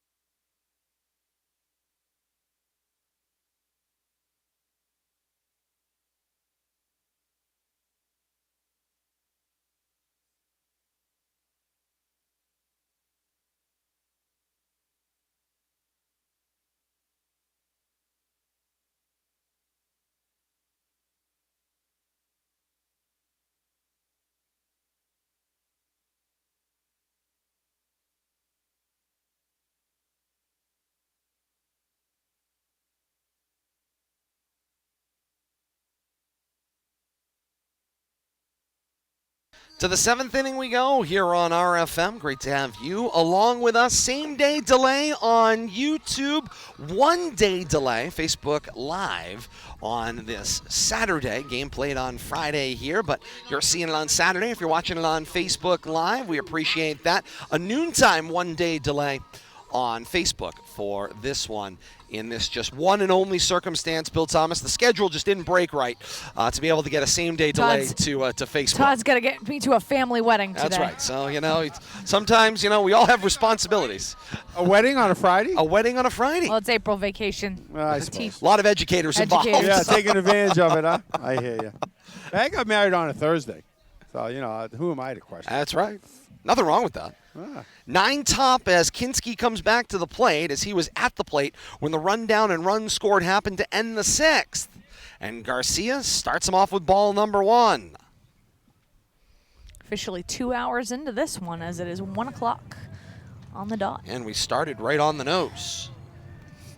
So it's 9 top. Kinski, Paris, Ham due up in the inning for the Colonials. The 1-0 pitch. Kinski lofts this one up and out of play behind the third base dugout. 1-1 goes the counts. looking ahead to the bottom half of the 7th inning and Leominster's last 3 outs. They've got 6, 7, 8 due up in the order, and Godin and Gosen have struggled at the plate today, Bill Thomas. There's 4 strikeouts combined between those 2 players. Richard has grounded out and walked and was stranded in his last at-bat. So for Leominster, perhaps some pinch hitters up here. It's a tough part of the order when you have offensively struggled today. You're in a tough spot here, and Griffith has ruled the day. He's getting closer. You've got him somewhere around 80 pitches on Griffith. He can go to a max of 115. The 1-2 offering to Kinski missed outside to the lefty. Count level at 2 balls and 2 strikes. Well, I'm sorry, Kate. Billy Thomas. I was just going to add, I got him at about 86 pitches, so he's got plenty of room to finish off the 7th Well, inning. the other thing you need to also consider is that this is the 3rd game day in a row for Shrewsbury, so what do they absolutely have available? 2-2 breaking ball clipped the Achilles of Kinski, and he's got himself on. That's not how you want to start. You had 2 strikes on that Left fielder batter. number 10, Andrew Paris. Garcia's was in a good position ahead of the batter, and then all of a sudden you throw it behind him. It works in Greek mythology to take out Achilles. It does not work out here. It's a hit by pitch, and down to first goes Kinski. Second hit batsman of the day. First for Garcia, though, I believe. It First is. for Garcia. Good take there. Kobe Coughlin got plunked in the 4th inning. Batter squared to bunt, though, with a runner on first base. So Coach Diamantopoulos looking to try to get more runs here, move some base runners. Have fun whilst you can. That pitch far too high to be able to go after. Garcia stares in. Coming again. 1-0. This one, the bunt up. That was more Yeah. defensive than it was anything else. That was into his kitchen for Paris. Look He out. decided, you know what, I'm going to get yelled at by the mean bunt lady, but you know what? I'm not going to get hit with the process. Wait, Protecting himself that's a there. cost-benefit analysis. If ever I've heard do one. I get yelled at by the mean bunt lady, or do I just Do not they get know? hit in the face? Does the opponents They know? don't Do we know. have a They mean don't, butt but they'll lady? know. Shortstop ground out for Paris in his first at-bat, flew out to left field in his second at-bat, singled and stole a base in the 5th before being stranded. Now a flare. Garcia will catch that one as he comes off the rubber on a little flare. The bunt down. Yeah, that's Shortstop, a bunt number out. 4, A.J. Ends up that. looking like Second a one? pop out to the pitcher. Down. Second bunt pop out to back to the mound. On a list of Kate's pet peeves, You found it.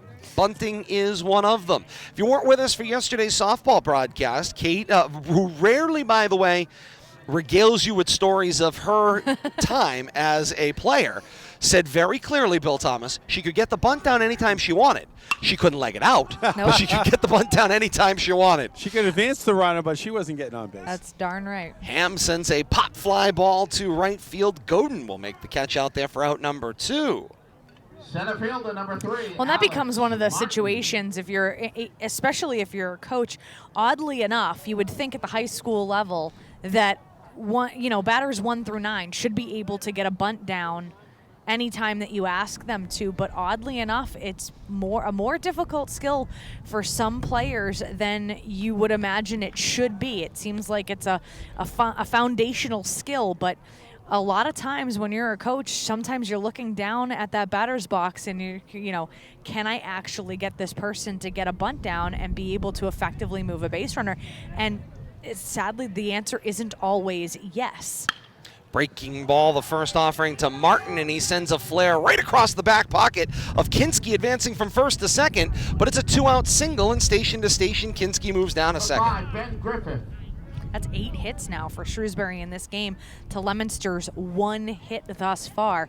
2 runners on now for Shrewsbury. And that 1 hit, Kate, was all the way back in inning number 1. And Bill Thomas pointed it out during the break. That single belonged to Tony Savatelli, and it actually led to Massa getting cut down at third base. So really, it was a seemingly meaningless single that ended an inning. Turned into an infield out. Other than in that, the long it's run.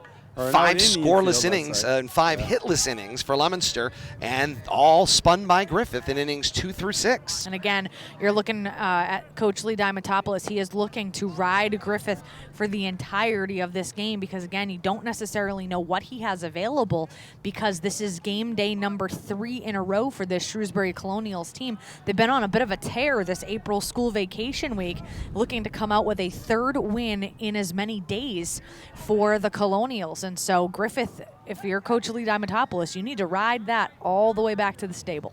Griffith cuts at the 0-1, fouls it to the backstop 0-2. Griffith grounded out 3 times to third base. 2-5, 3 putouts for Garcia. Third base. And then an unassisted play by Garcia at third to end the 5th. And now Garcia is on the bump throwing and got an 0-2 advantage over Griffith. Can he personally retire Griffith 4 times in a ball game? There's a little drama for you here in the top of the 7th. Meanwhile, Angel Baez, somebody better send a note down to him. The 0-2 gets away from Casey. It will be recorded as a ball, but each runner moves up 90 feet. A little bit more hurt for this Leominster defense. Not very sharp here throughout the entirety of the game. When the ball's been put in play, they've been doing just fine, but every now and again, some mental errors here and there. We know, of course, how that third run for Shrewsbury was manufactured, and so little slips here and there. 1 ball and 2 strikes to Griffith at the plate. 2 outs here, and Leominster looking to end the threat here in the top of the 7th, give themselves a chance in the bottom half. Deuces are wild here with 2 outs and a even count at 2-2. First base is available, so you might see Garcia try to nibble here. I think you bear down on Griffith, who has grounded out in each of his at-bats, as we mentioned. Garcia spins the ball behind his back, comes set at the belt. 2-2 pitch, missed high. Count now full, 3 balls, 2 strikes, 2 outs, top of the 7th inning with runners on second and third.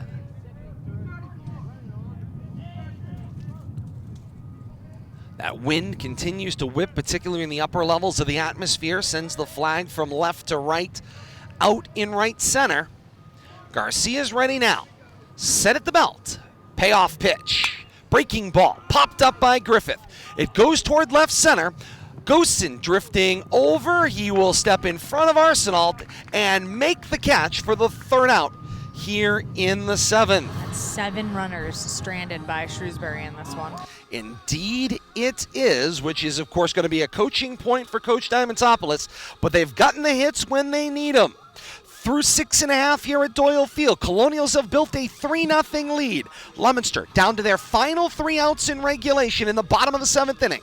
They'll send 6, 7, and 8 to the plate in Godin, Ghostin, and Richard, and we've got it for you here on RFM.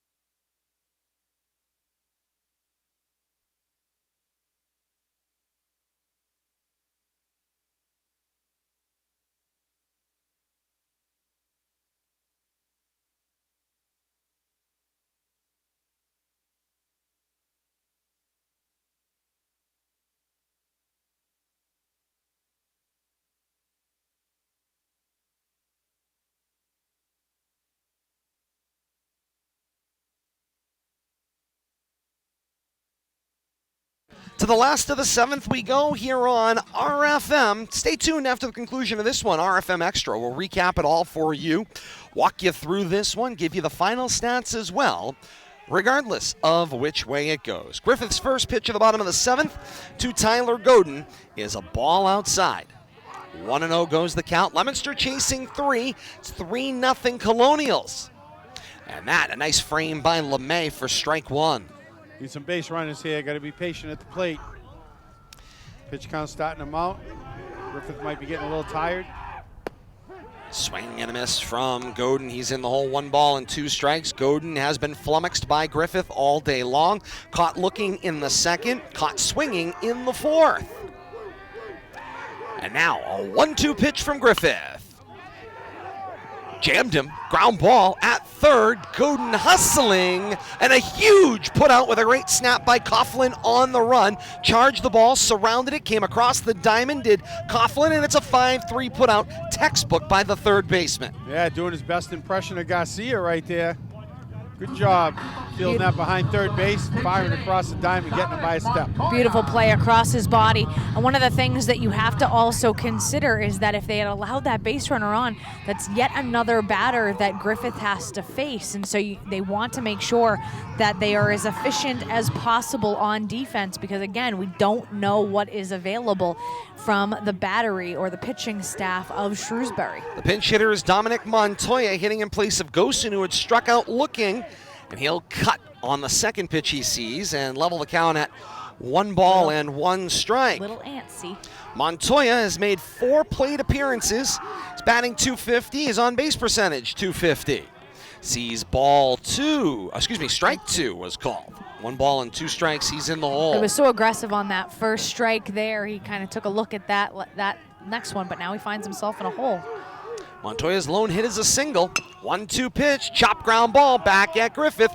He'll field, race on over to first, and flip it to Bates for out number 2.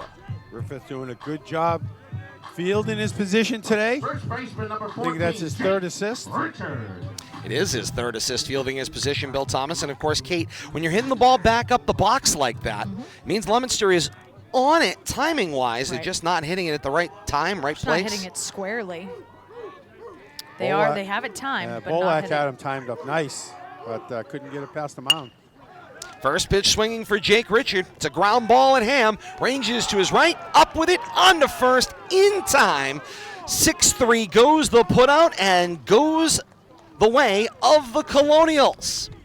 Shrewsbury, a 3-0 winner today over Leominster here at Doyle Field. Colonials are perfect through 7 games and winners of 3 games on April vacation week alone. Coach Lee Diamantopoulos' gang is 7-0. Great job right there by all the Shrewsbury players, offensively, defensively, but Griffith just masterful on the mound. Indeed he was. Stymied Leominster all day. And look who's leading the handshake. Yes. I love it. Little bat boy. I was going to say, that's little Jimmy out there. And Jimmy is Coach Diamantopoulos' nephew out there leading. Got the ball, and I am told is the good luck charm for the Colonials right now. And it certainly has showed. He'll be on the bench quite a bit, I think, as this season goes on. Keep him around. For sure. 3-0 Shrewsbury over Leominster here at Doyle Field today. We're not done here on RFM. If you're joining us same day delay on YouTube, or if you're joining us 1 day delayed over on Facebook, we got more to come. RFM Extra continues next. Stay with us. Final stats and a full recap when we continue. This is RFM.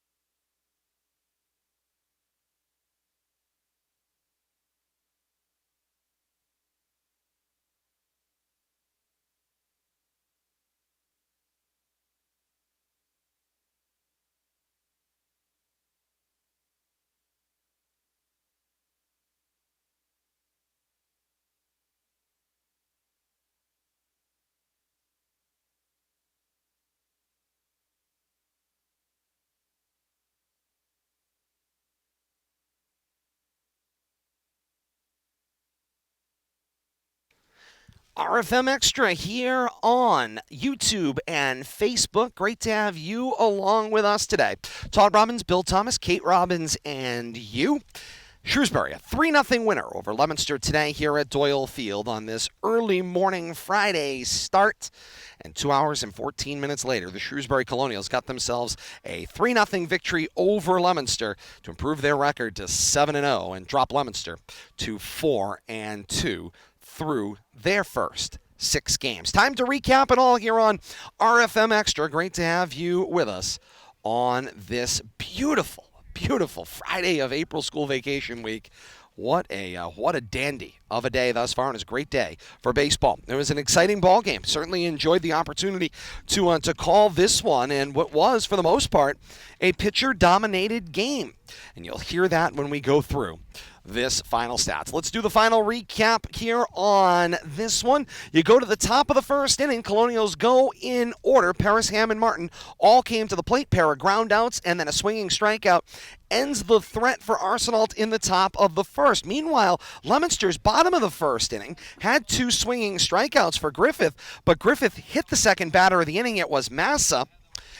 Then you have a single coming up with Tony Savatelli for what ends up being the end of the inning as Massa got caught going into third base to end the first. So we're scoreless through 1. All quiet through the second. Both sides go in order. Seen in the third, both teams make a little bit of noise, but each strands a base runner in the third inning. And then we go to the fourth inning, and that's where things get interesting. Colonials lead off the inning with a ground out from A.J. Ham, but then Alex Martin, the 1-out double, a ground out by Griffith, then a hit by pitch, then a single for Bates, plates Martin as Martin scores from second on the single, and it's 1-0 Colonials through 3.5. Leominster fails to respond in the bottom of the fourth. We move on to the fifth, and once again, Colonials start off the inning with a strikeout, then a double from Ryan Kinski. Then you move your way to a single by Paris, moving the runners over. Paris steals a base. You got a line out by A.J. Ham. Run scores on the play. A walk by Martin. He ends up stranding, so 1 run gets scored, 2 hits in the inning, and the Colonials strand 2 in the fifth, but they've got themselves a 2-0 lead. Meanwhile, Leominster makes a little noise in the fifth themselves, getting a walk and a base runner, but other than that, they go by fairly quietly with a looking strikeout to Gosen in the inning, and then a couple of flyouts to wrap up the fifth. Then we go to the sixth inning in a 2-0 ball game there. Coughlin opens the inning with a double. Then you follow that up with a single for Bates, which puts Coughlin over at third. So you got runners at the corners, and that's what closes the book on Brandon Arsenault, who threw 5 innings, allowed 7 hits, 2 runs to that point, and they were both earned. He was ultimately charged with 3 runs. They were all earned. A walk and 3 strikeouts for Brandon Arsenault in a losing effort for Leominster. Nick Garcia comes in, quiets things down, striking out Singh looking, then induces a pop-up for LeMay for the second out of the inning, and then gets ahead of Ryan Kinski 0-2 in the top of the 6th inning before getting a rundown on the back end of the play with the runner at first, which in the process of that rundown on the timing play, although an out was ultimately made of Jack Bates, Coughlin advanced and scored to put the Colonials up 3-0 in and through 5.5. After that, everyone goes quietly through the rest of the 6th and 7th, and that's how we get to our final. Shrewsbury, a 3-0 winner over Leominster. The line for Shrewsbury, 3 runs on 8 hits, no errors. They stranded 7 on the base pass today. Leominster fails to score a run, has just a single hit to speak of, and it was back in the first inning that ended the inning ultimately, did not commit an error. 5 stranded on base for Leominster, which says a lot for the amount of walks they got, be it that they only had just the 1 single. And you got to attribute that to a beautiful pitching performance for the winning pitcher, Ben Griffith. 7 innings pitched, 1 hit allowed, no runs, 4 walks, hit 2 batters, struck out 10 Blue Devils, did Ben Griffith today in an impressive pitching performance. Nick Garcia for Leominster in his 2 innings of relief allowed a single hit, didn't allow a run or a walk, hit 1 batter, and struck out 1 in relief in 2 hours and 14 minutes. A tidy ball game here at historic Doyle Field. And Bill Thomas, when you go back and look over this, your coach Rich Barnaby going back, spent some time talking to his team. It wasn't for lack of opportunities, but it certainly was for lack of timely hitting. Yeah, the offense let the Blue Devils down today. The base runners were at a premium, and, the way Ben Griffith was dealing, especially through the first 4 innings, 2 strikeouts in the first, 2 in the second, 2 in the third, 2 in the fourth. He's either leading off the inning or ending the inning with a strikeout. He starts off the 5th with a strikeout, continues with another one in the 6th. Might have been getting a little tired. No strikeouts in the last inning, but still real efficient. A lot of ground balls. Really doing a great job on the mound. In addition, fielding his position to perfection today. 3 hard hit balls up the middle. He snared all 3 of them, turned them into 1 to 3 outs. So just all around a great game by Ben Griffith. And, you got to give credit where credit's due. He only faced 4 over the minimum over 7 innings. When you come down to it, he dominated. He had that curveball work, and he was working in and out, up and down. Umpire could have been a little friendly, a little friendlier than the Leominster batters might have liked. I certainly thought the strike zone was pitcher benefit. When you're around the plate, you get those calls, and if you're going to stand there and not take hacks, the umpire is going to get you moving one way or the other.